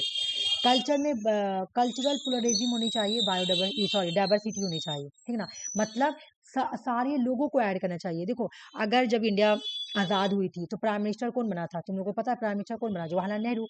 तो जवाहरलाल नेहरू चूंकि प्राइम मिनिस्टर बने, और इनका नेशनलिज्म क्या है, डाइवर्सिटी। डाइवर्सिटी का मतलब क्या, डिफरेंट लैंग्वेज को भी रिस्पेक्ट दिया जाएगा, डिफरेंट रिलीजन्स को भी रिस्पेक्ट दिया जाएगा, डिफरेंट ट्रेडिशन वाले, डिफरेंट कल्चर वाले सारे लोगों को एक ही स्टेटस और एक ही रिस्पेक्ट दिया जाएगा, ठीक है, और एक ही आइडेंटिटी दी जाएगी, ठीक है ना। तो इसी को हम लोग बोलते हैं डाइवर्सिटी। डाइवर्सिटी का मतलब क्या, जहाँ पे सारे धर्म के लोग, सारे कल्चर के लोग, है ना, डिफरेंट डिफरेंट। इंडिया क्या है, इंडिया डाइवर्सिटी कंट्री, क्योंकि यहाँ पे हर तरह के लैंग्वेज बोलने वाले लोग, हर तरह के रिलीजियस कल्चर। लेकिन अगर बीजेपी बनती उस पर प्राइम मिनिस्टर, तो इंडिया कुछ और होती, हो सके यहाँ पर सिर्फ बीजेपी की आइडियोलॉजी चलती, मुस्लिम ना होती, है ना, क्योंकि उनकी आइडियोलॉजी ही डिफरेंट थी। लेकिन प्राइम मिनिस्टर ही ऐसा बने कि उनका नेशनलिज्म क्या था, प्लुरलिज्म और डाइवर्सिटी, कि हम लोग अपने कंट्री में सभी लोगों को रिस्पेक्ट देंगे, चाहे वो किस भी धर्म से। क्योंकि उस वक्त क्या होता, तुम्हारा रेफरेंडम हुआ था। रेफरेंडम का मतलब क्या होता है कि इंसान खुद से चूज करेगा कि आपको किस कंट्री में रहना है। ठीक है ना। इंडिया में एक ही बार रेफरेंडम हुआ था जब इंडिया और पाकिस्तान का बंटवारा हो रहा था, पार्टीशन। तो बोला गया कि जिस कंट्री को जहाँ पे रहना वो अपना वोट दो। तो जो जो मुस्लिम जो थे तो वो इंडिया में रहना पसंद कर रहे थे, पाकिस्तान में जाना पसंद नहीं किए। तो अब जवाहरलाल नेहरू का कहने का मतलब था कि हम ऐसा अपना कंट्री बनाएंगे जहाँ का नेशनलिज्म ही बेस होगा, तो प्लुरलिज्म डाइवर्सिटी, क्योंकि यहाँ पे डिफरेंट रिलीजन डिफरेंट कल्चर वाले लोग रहते हैं, तो इस तरह। और फिर इन्होंने बोला right to self determination. Nehru was a strong supporter right to self determination for all nation people which part of the larger vision for decolonisation. India support for the other colonise nation seek to independence. India self determination है, India खुद का decision ले गया। अब India जो है self determination है ना। और इंडिया ना अब इंडिया आज़ाद हो गई, इंडिपेंडेंट हो गई है, इंडिया अपना खुद का डिसीजन ले सकती है ना। इंडिया सेल्फ डिटर्मिनेशन है। और इन्होंने ये भी बात बोला कि हम जो है सपोर्ट करते हैं उन कंट्री को जिस कंट्री में अभी जो कंट्री अभी कोलोनाइज है, अभी इंडिपेंडेंसी नहीं मिली है। हम चाहते हैं कि उन कंट्री को भी इंडिपेंडेंसी मिल जाए, क्योंकि मुझे तो मिल गया भाई सेल्फ डिटर्मिनेशन, मैं अपना हर तरह का डिसीजन खुद ले सकता हूँ। ठीक है। ये जो रविंद्रनाथ टैगोर का जो नेशनलिज्म था, साइंटिफिक यूनिवर्सलिज्म, इससे बहुत ज्यादा इंस्पायर थे, बहुत ज्यादा। रविंद्रनाथ टैगोर, देखो ना मेरी बात होगा, रविंद्रनाथ टैगोर ने अपने नेशनलिज्म में ये वर्ड इंट्रोड्यूस करते हैं, साइंटिफिक यूनिवर्सलिज्म। इसका मतलब क्या, जो नेशनलिज्म होगा सबसे मिलकर बनेगा। तो ये जो नेशनलिज्म का जो ये वाला था ना रविंद्रनाथ टैगोर का, Nehru was influence by Rabindranath Tagore का यूनिवर्सलिज्म। आइडिया से बहुत ज्यादा इन्फ्लुएंस थे। एक तो इनका नेशनलिज्म क्या है, पोलरिटी डाइवर्सिटी, दूसरा सेल्फ डिटर्मिनेशन, और तीसरा क्या है कि इन्होंने साइंटिफिक यूनिवर्सलिज्म को जो रविंद्रनाथ टैगोर है उसे बहुत ज्यादा इंस्पायर हुए थे। ये डेमोक्रेसी सोशलिज्म को सपोर्ट करते थे। ये एक सोशलिज्म, ये सेक्युलरिज्म को, डेमोक्रेसी या सेक्युलरिज्म को सपोर्ट करते थे। सेक्युलरिज्म का मतलब क्या, इंडिया कोई मजहब नहीं है, इंडिया कोई रिलीजन नहीं है ना। इंडिया का कोई रिलीजन नहीं है। अगर प्राइम मिनिस्टर नहीं बनते तो हो सके इंडिया का सेक्युलरिज्म आज नहीं होती, है ना। तो ये डेमोक्रेसी को सपोर्ट करते हैं, सेक्युलरिज्म को सपोर्ट करते हैं, सोशलिज्म को सपोर्ट करते हैं, और सेक्युलर ह्यूमनिज्म को सपोर्ट करते हैं। बाकी पढ़ना उतना इम्पोर्टेंट नहीं है। नेहरू को बहुत ज़्यादा ये, नेहरू जो है गांधी जी को बहुत ज़्यादा रिस्पेक्ट देते हैं, और उनके जो नॉन वायलेंस वाला आइडिया उससे बहुत ज़्यादा इंस्पायर है। ठीक है। तो अभी मैं वो भी ये बात मैं बोली हूँ कि the first prime minister of India, independent India, Nehru का विजन था कि वो क्या, इंडिया को सोशलिज्म, ब्लेंड सोशलिज्म सेव करना चाहती है। ठीक है ना। मतलब वो सोशलिज्म बनाना चाहती है इंडिया को, वो इंडिया में सेक्युलरिज्म लाना चाहती है, वो मॉडर्न इंडस्ट्रियल डेवलपमेंट लाना चाहती है इंडिया में। इंडिया में नेहरू ने किस तरह के इकोनॉमिक को एडुकेट किया, देखो सोशलिज्म को सपोर्ट कर रहे हैं। सोशलिज्म का मतलब क्या, कि जितना भी इकोनॉमिक पावर स्टेट के हाथ में, लेकिन उन्होंने बोला कि हाँ मैं सपोर्ट करता हूँ, ये बात तो सही है, लेकिन मैं चाहता हूँ कि इंडिया का जो इकोनॉमिक सिस्टम हो मिक्स्ड है। अगर तुमसे कोई क्वेश्चन पूछे कि इंडिया का इकोनॉमिक सिस्टम क्या है, तो तुम्हारा आंसर क्या होगा, मिक्स्ड इकोनॉमिक सिस्टम। इंडिया में इकोनॉमिक पे जो कंट्रोल है ना, वो स्टेट का भी कंट्रोल है और सेंटर का भी कंट्रोल है ना। कहने का मतलब है गवर्नमेंट भी कंट्रोल करके रखी है पब्लिक सेक्टर पर, और प्राइवेट भी कंट्रोल करके रखी हुई है, दोनों का कंट्रोल है। यानी इंडिया का इकोनॉमिक है ना तो सोशलिज्म है और ना ही तुम्हारा कैपिटलिज्म है, बल्कि क्या है तुम्हारा मिक्स्ड इकोनॉमिक है। ठीक है ना। ये इन्होंने क्या किया, जवाहरलाल नेहरू ने इंडस्ट्रियलाइजेशन पे फोकस किया। ठीक है ना। हेवी इंडस्ट्रीज लगाई, जैसे स्टील, आयरन, कॉयल, ये सब इंडिया में इन्होंने लाया, है ना। और ये इंडिया के मॉडर्नाइजेशन और इकोनॉमिक डेवलपमेंट का एक बैकबोन था, रीढ़ की हड्डी थी। जब जवाहरलाल नेहरू इंडिया में स्टील, आयरन, कोल इंडस्ट्रीज को स्टैब्लिश करते हैं, तो इंडिया के मॉडर्नाइजेशन और इकोनॉमिक सिस्टम के लिए एक बैकबोन बना। नेशन बिल्डिंग और डेवलपमेंट इन्होंने ये चाहते थे कि हमारे कंट्री का नेशन बिल्डिंग हो, डेवलपमेंट हो, है ना। मतलब इकोनॉमिक डेवलपमेंट हो, है ना। Emphasis the need for a plan economic to address poverty. ये चाहते थे कि हमारे कंट्री में इकोनॉमिक प्लान बने, और वो प्लान क्या करेगी, पॉवर्टी को एड्रेस करेगी, अनएम्प्लॉयमेंट को एड्रेस करेगी, जो सोशल इनइक्वालिटी है उसको एड्रेस करेगी। इसलिए इन्होंने 1951 में 5 ईयर प्लान को लॉन्च किया। ठीक है ना। अंडर द अपने लीडरशिप में इनका फोकस था एग्रीकल्चर, इंडस्ट्री और सोशल सर्विस। ठीक है। ये यहाँ पे देख लो इन्होंने क्या क्या लाया, all India institute, AIIMS, all India medical college जो दिल्ली में है, India institute of technology, Indian institute of management, national institute of technology नीट, बड़ा बड़ा आईआईटी, जहाँ पे से बड़ा बड़ा इंजीनियर बन के निकलता है, IIT college, government engineering college. जैसे तुम आसनसोल इंजीनियरिंग कॉलेज को गवर्नमेंट कॉलेज नहीं बोल सकती हो, क्यों? क्योंकि वो आईआईटी के जो जितने भी आईआईटी है वो इंजीनियरिंग कॉलेज है और वो गवर्नमेंट कॉलेज है, ठीक है ना। या आईआईएम गवर्नमेंट है, एनआईटी गवर्नमेंट है ना। एग्रीकल्चर पॉलिसी पे एग्रीकल्चर पॉलिसी में किस चीज़ पे फोकस किया? नेहरू का एम था कि जो पहले वाले जो लैंड होल्डर थे ना उसको खत्म करेंगे। लैंड रिफॉर्म के थ्रू उन्होंने खत्म भी किया, लैंड रिफॉर्म ला के उन्होंने खत्म तो भी किया। जो तुम्हारे जमींदार वाले सिस्टम थे, एक बड़ा बड़ा जमीन उनके हिस्से में आता था, बड़ा बड़ा जमीन उन लोगों के पास हुआ करते थे, गरीब लोगों के पास कुछ भी नहीं, है ना। तो ये इन्होंने किया, ठीक है। बाकी और कोई इतना इंपॉर्टेंट बात नहीं है। मैं एक बार मैं तुमसे पूछ लेती हूँ, नेहरू का सोशलिज्म में क्या क्या आया था? नेहरू का सोशलिज्म क्या है? ई सोशलिज्म या nationalism, sorry, mixed mixed economy है। नेशनलिज्म पूछ रही हूँ, सॉरी। डाइवर्सिटी है, सेल्फ डिटर्मिनेशन है। हाँ, बोलो बोलो।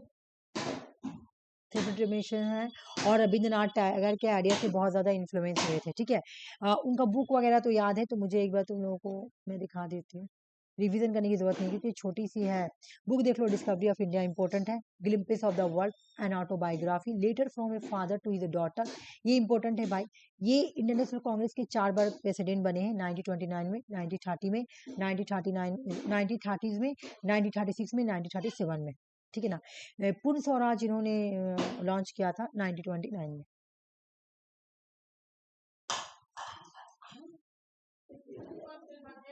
ये किस किस चीज़ पे बिलीव करते हैं? इनका नेशनलिज्म है, ये सारा ही इनका नेशनलिज्म है। ये मतलब diversity, self determination, Rabindranath Tagore का जो यूनिवर्सलिज्म वाला आइडिया था उससे इंस्पायर थे। ये चाहते थे कि इंडिया में डेमोक्रेसी हो, सेक्युलरिज्म हो, सोशलिज्म हो, सेक्युलर ह्यूमनिज्म हो।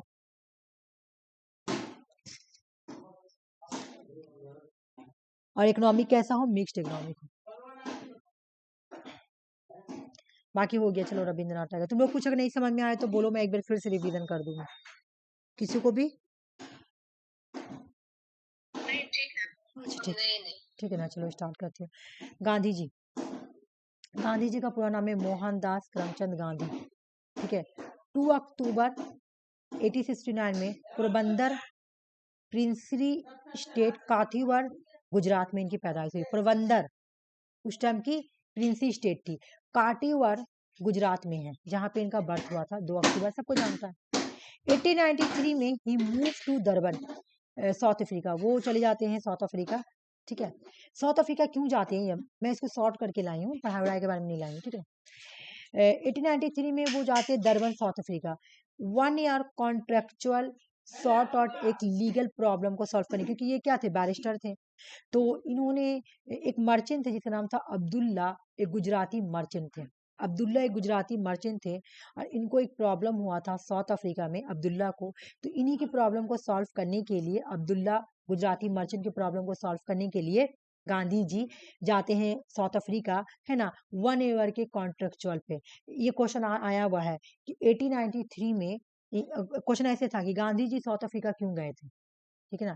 तो एक ऑप्शन में था, एक गुजराती मर्चेंट के लिए, नाम नहीं था, गुजराती मर्चेंट लिखा हुआ था, तो बिल्कुल नाम है अब्दुल्ला, गुजराती मर्चेंट के लिए गए थे, उनके प्रॉब्लम को, उनके लीगल प्रॉब्लम को सॉल्व करने के लिए, ठीक है। महात्मा गांधी इन साउथ अफ्रीका, महात्मा गांधी के साउथ अफ्रीका में पढ़ेंगे कि क्या क्या हुआ साउथ अफ्रीका में इनके साथ। बोले कि जब 1893 में Mahatma Gandhi arrival in the South Africa, जब 1893 में महात्मा गांधी साउथ अफ्रीका पहुंचते हैं, तो Mahatma Gandhi experience in the South Africa was where indeed pivotal. The incident at the एक मिनट, एक मिनट रुक जाओ, पैटर मार्टिसबर्ग स्टेशन है, पैटर मार्टिसबर्ग स्टेशन है, जहां पर उन्होंने एक बहुत ही रासिज्म को फेस किया। ये बैठे थे फर्स्ट क्लास के बॉगी पे, ठीक ना, जहां पर he was a thrown off a train for being at the first class compartment despite holding a valid ticket. ये ना फर्स्ट क्लास बॉगी में बैठे हुए थे, और इन्होंने फर्स्ट क्लास बॉगी का टिकट भी लिया था, ठीक है। इनको क्या किया गया, निकाल दिया गया, क्या बोल के, अरे ये तो ब्लैक है, फेंको इसको, ये गोरा नहीं है, और इनको फेंक दिया। इनको बड़ी लगा, was a crucial turning point in his life. यहाँ पे इनके लाइफ में एक टर्निंग पॉइंट आया। ये क्या मामला है भाई? ये इंसान हमको सिर्फ इसलिए निकाल दे कि मेरा रंग उनके जैसा नहीं है। Upon arriving in Josenberg, he continued to face discrimination, including being refused room 2 in hotel. उनको किसी भी होटल में रूम देने से रिफ्यूज डिनाई किया गया कि आपको कोई भी होटल में रूम नहीं मिलेगा क्योंकि आप एक ब्लैक हैं। सोचो, this experience made Gandhi realize the pervasive nature of racial injustice, and he decided to stay in South Africa to fight for the right of the Indian community. मतलब एक तो ये बोल के कि ब्लैक रेसिज्म फेस करके, और एक तो मतलब इंडियन तो वहां पे ब्लैक ही कहला रहे थे, तो एक तो उन्होंने ये बात डिसाइड किया कि मैं यहाँ से, जो यहाँ इंडियन रहते हैं ना, तो उनके साथ ऐसा होता है, ठीक है ना, रेसिज्म उनके साथ फेस करते हैं वो लोग। तो मैं अब तभी जाऊंगा साउथ अफ्रीका से जब मैं यहाँ के इंडियन कम्युनिटी को राइट दिला दूंगा, ठीक है ना, जब मैं उनके राइट के लिए लाई करूंगा। मैं साउथ अफ्रीका में तब तक रुकूंगा। आए थे तो वन ईयर के कॉन्ट्रेक्चुअल के लिए, लेकिन इन्होंने डिसाइड किया कि मैं तब तक रहूंगा तब तक मैं इंडियन कम्युनिटी जो यहाँ पे रहते हैं साउथ अफ्रीका में, उनको राइट ना दिला दूं, कि उनके साथ इस तरह का डिस्क्रिमिनेशन ना हो, ठीक है ना। Action and contribution south Africa, इन्होंने क्या किया, स्टैब्लिश किया एक नेशनल इंडियन कांग्रेस 1894 में, देख लो। फिर इन्होंने डेवलप किया सत्याग्रह 1906 में। अगर तुमसे एग्जाम में क्वेश्चन पूछे कि ये साउथ अफ्रीका में इन्होंने सत्याग्रह कब स्टार्ट किया साउथ अफ्रीका में, तो 1906, क्योंकि ये क्वेश्चन आया हुआ एग्जाम में कि गांधी जी ने साउथ अफ्रीका में सत्याग्रह कब स्टार्ट किया है, तो वो है 1906। यहीं पर इन्होंने एक सेटलमेंट, पॉनिक सेटलमेंट को भी स्टैब्लिश किया 1904, और यहीं पर इन्होंने टॉलस्टॉय फार्म को भी स्टैब्लिश किया गया 1910। और ये सारा क्वेश्चन आया हुआ है, क्रोनोलॉजिकल ऑर्डर में आता है। ए बच्चा, बड़ा बदमाशी कर रहा था तुम, जाओ मम्मा पास, डोर बंद कर दे प्रीति, ठीक है। नेशनल इंडियन कांग्रेस 1894 की है। सत्याग्रह जो साउथ अफ्रीका में स्टार्ट हुआ था 1906 की है। पॉनिक सेटलमेंट कब की है, 1904 की, रटना है। टॉलस्टॉय फॉर्म कब की है, 1910 की है, ठीक है, समझ में आ गया। इन्होंने ये सब स्टैब्लिश किया था किसके लिए, साउथ अफ्रीका में जो इंडियन रह रहे थे उनको राइट दिलाने के लिए कि उनके साथ इस तरह का रासिज्म और डिस्क्रिमिनेशन या इनजस्टिस ना हो, ठीक है। उसके बाद 1903 में ये तो क्या क्या स्टैब्लिश किया वो है।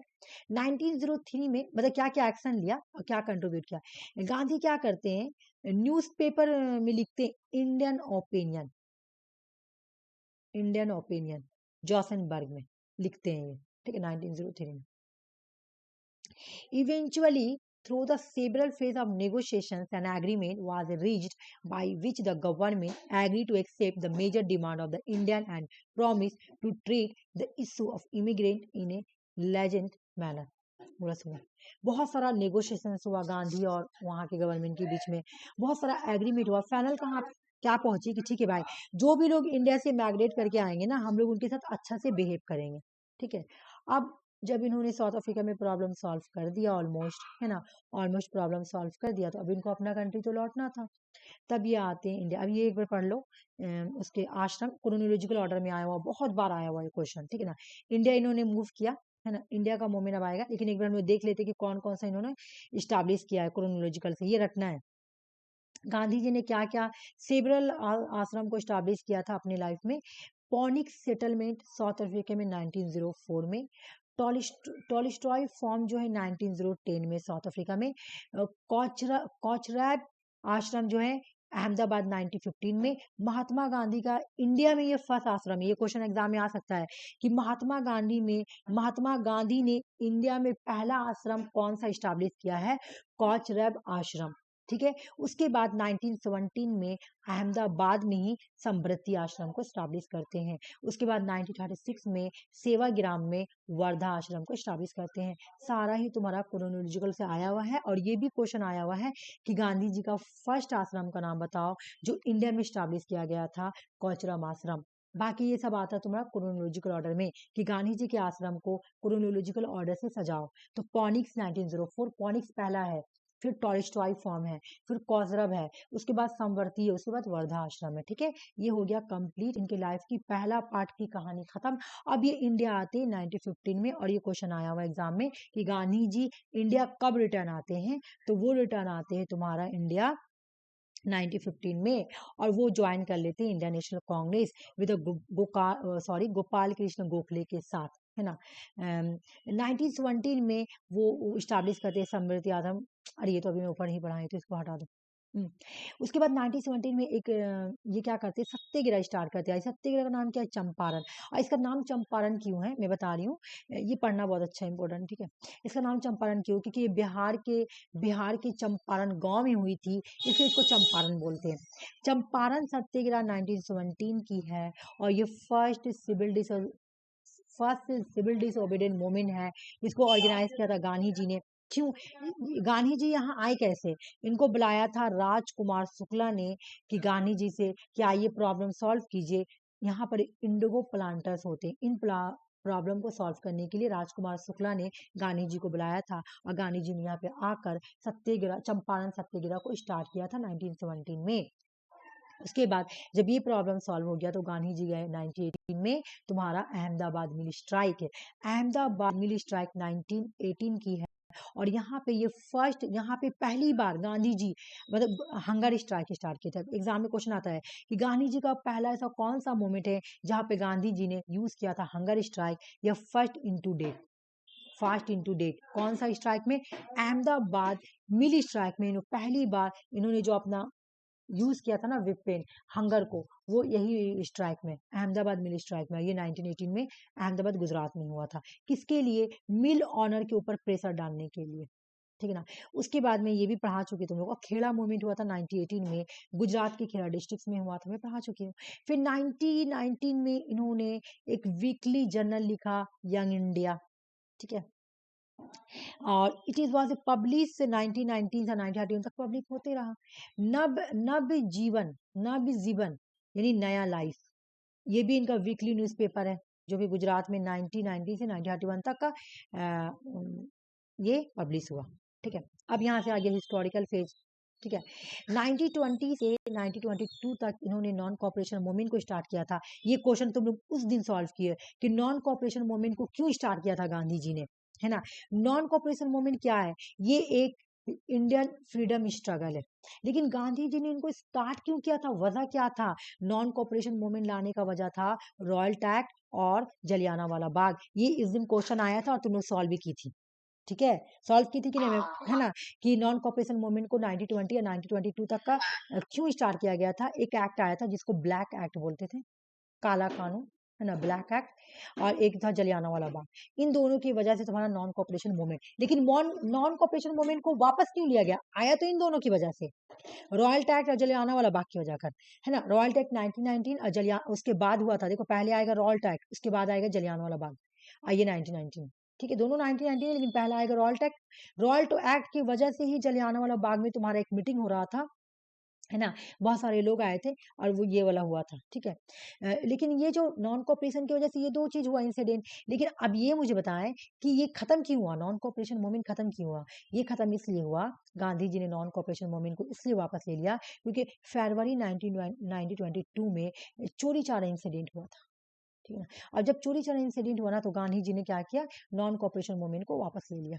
आया था रॉयल टैक्ट जलियांवाला बाग की वजह से, गया क्यों, चोरी चोरा वाकया। चोरी चोरा वाकया कब हुआ था भाई, 1922 में, फरवरी 1922 में, ठीक है ना। इन्होंने लिखा था तुम्हारा नवजीवन ट्रस्ट 1929 में। देख लो भाई, ये अलग है, कहाँ गया, यहाँ पे से तो इन्होंने वीकली न्यूज़पेपर लिखा था इन्होंने, और ये इन्होंने फॉन्ड किया था, ठीक है ना। ये एक ट्रस्ट था, नवजीवन ट्रस्ट 1929 में, ये एक ट्रस्ट था अहमदाबाद इंडिया में ही इन्होंने स्टैब्लिश किया था। अब आ जाओ, अब यहाँ से तुम्हारा 1930 वाला पीरियड स्टार्ट होगा। डांडी मार्च स्टार्ट किया 1930 में। डांडी मार्च को क्या बोलते हैं, सिविल डिसोबीडियंट मूवमेंट, ये भी मैं उस दिन पढ़ाई थी तुम लोगों को क्वेश्चन के थ्रू। 1930 में इन्होंने सिविल डिसोबीडियंट मूवमेंट को स्टार्ट किया, और इसको हम लोग बोलते हैं डांडी मार्च। तो भाई इसका बैकग्राउंड क्या है कि 1928 में सैमन कमीशन आया था, boycott due to the no Indian representation, leading to the widespread protest with the slogan Simon go back. Simon commission में एक भी इंडिया को नहीं रखा गया था, इसलिए बोला गया साइमन गो बैक, साइमन जैसे तुम आए वैसे वापस चले जाओ, ठीक है ना। फिर 1929 में इंडियन नेशनल कांग्रेस ने क्या किया था, तुम्हारा ये इसके अंदर हमारा पूर्ण स्वराज, अभी हमने पढ़ा है, कंप्लीट इंडिपेंडेंट की डिमांड की थी जवाहरलाल नेहरू के थ्रू, है ना। पूर्ण स्वराज जो है ये लाहौर सेशन में हुआ था, ठीक है।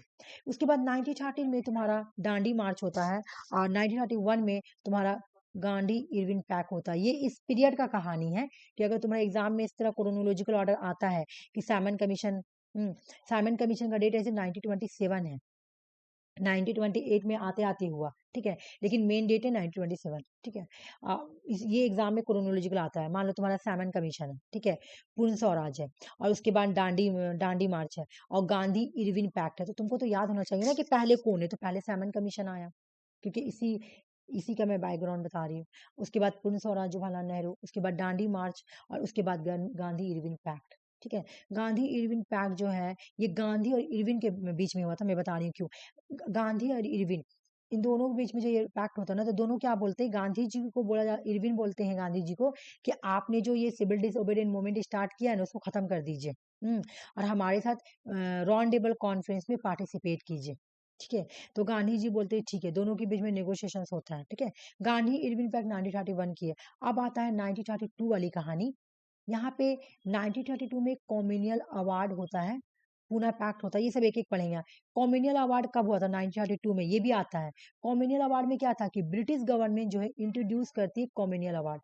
ये जो अवार्ड है ये सेपरेट इलेक्टोर था वेरियस कम्युनिटी के लिए, मतलब इस अवार्ड में हिंदू को छोड़कर, हिंदू को छोड़कर बाकी जो दूसरे जो थे ना, उन जैसे मुस्लिम्स को दे रहे थे अवार्ड, डिप्रेस क्लास को दे रहे थे, है ना। हिंदू मुस्लिम में एक तरीके से लड़ाई लगवाने का भी एक तरीका था ये, कॉम्युनियल अवार्ड। कॉम्युनियल का मतलब ही होता है कि एक तरह का तुम सेपरेशन कर रहे हो इस अवार्ड के थ्रू, ठीक है।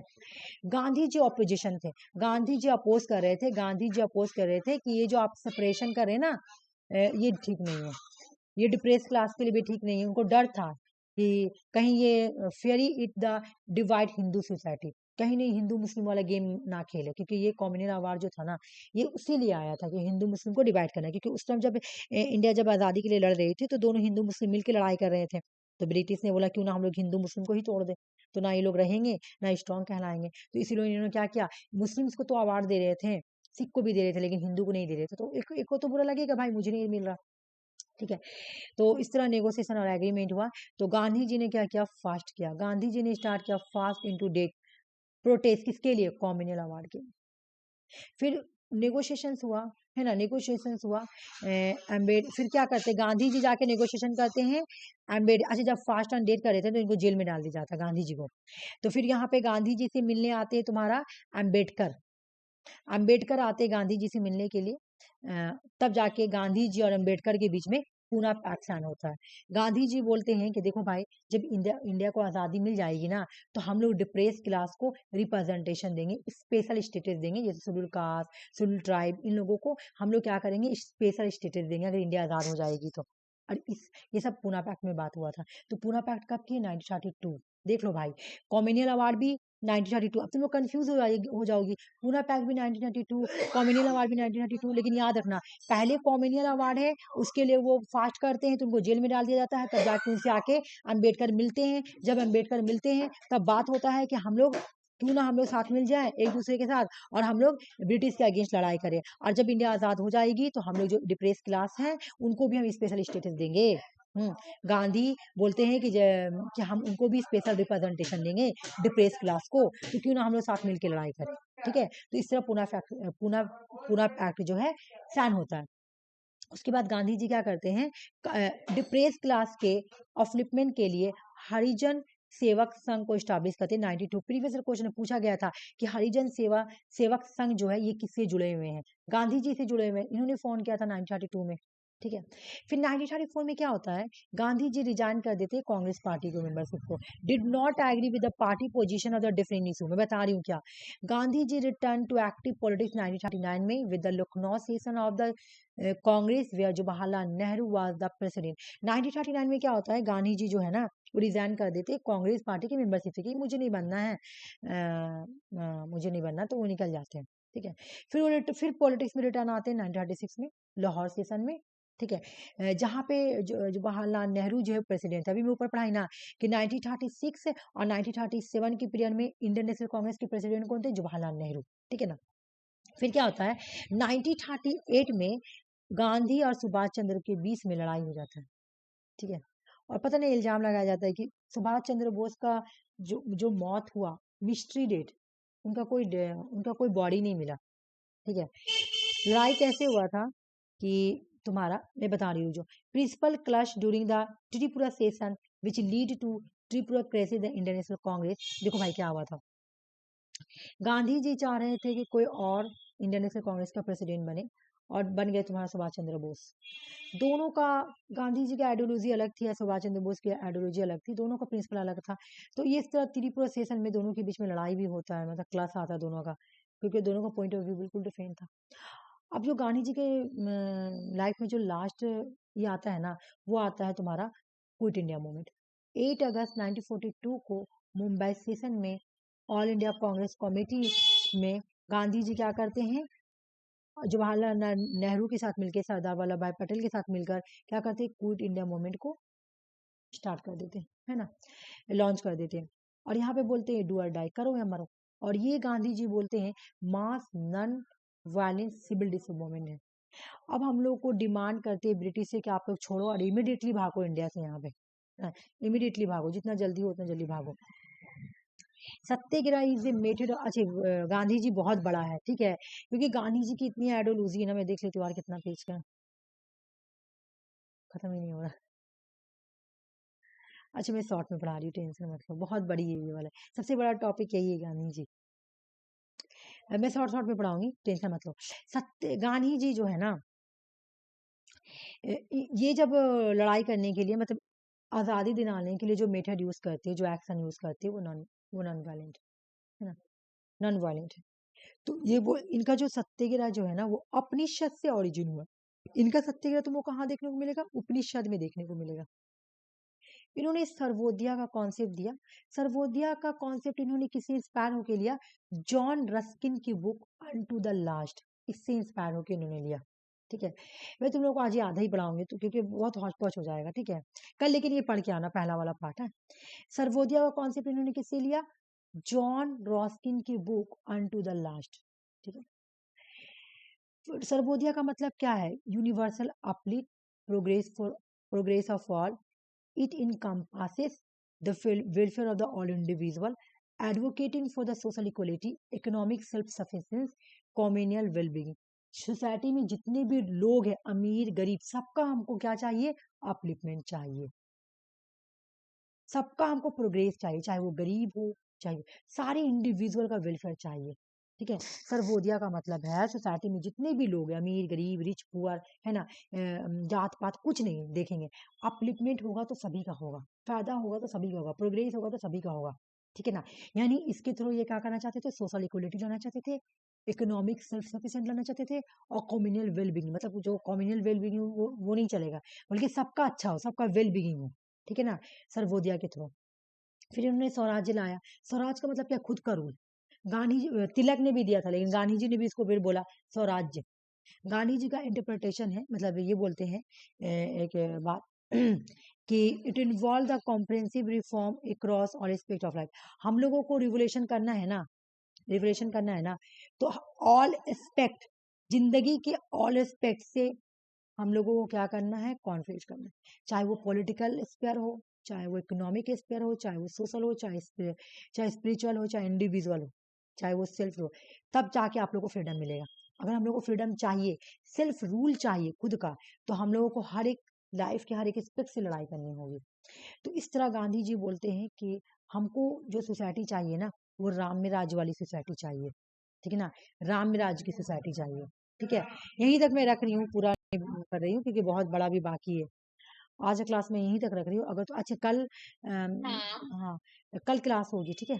कल मॉर्निंग वाला मैं रात में तुम लोगों को मैसेज कर दूंगी क्लास होगी कि नहीं, लेकिन कल इस टाइम क्लास होगी क्योंकि मैं तुम लोगों को अगले हफ्ते छुट्टी दी तो बोली थी संडे को क्लास कराऊंगी। तो कल संडे का क्लास, अगले अगले बार जो मैं छुट्टी दी थी उसका क्लास कल रहेगा, ठीक है? तो कल तुम लोग क्लास संडे इसी टाइम 7 बजे आ जाना। सेम टाइम है ना, 7 हाँ, बजे 7 बजे, बिल्कुल 7 बजे। से। ठीक है, चलो मैं क्लास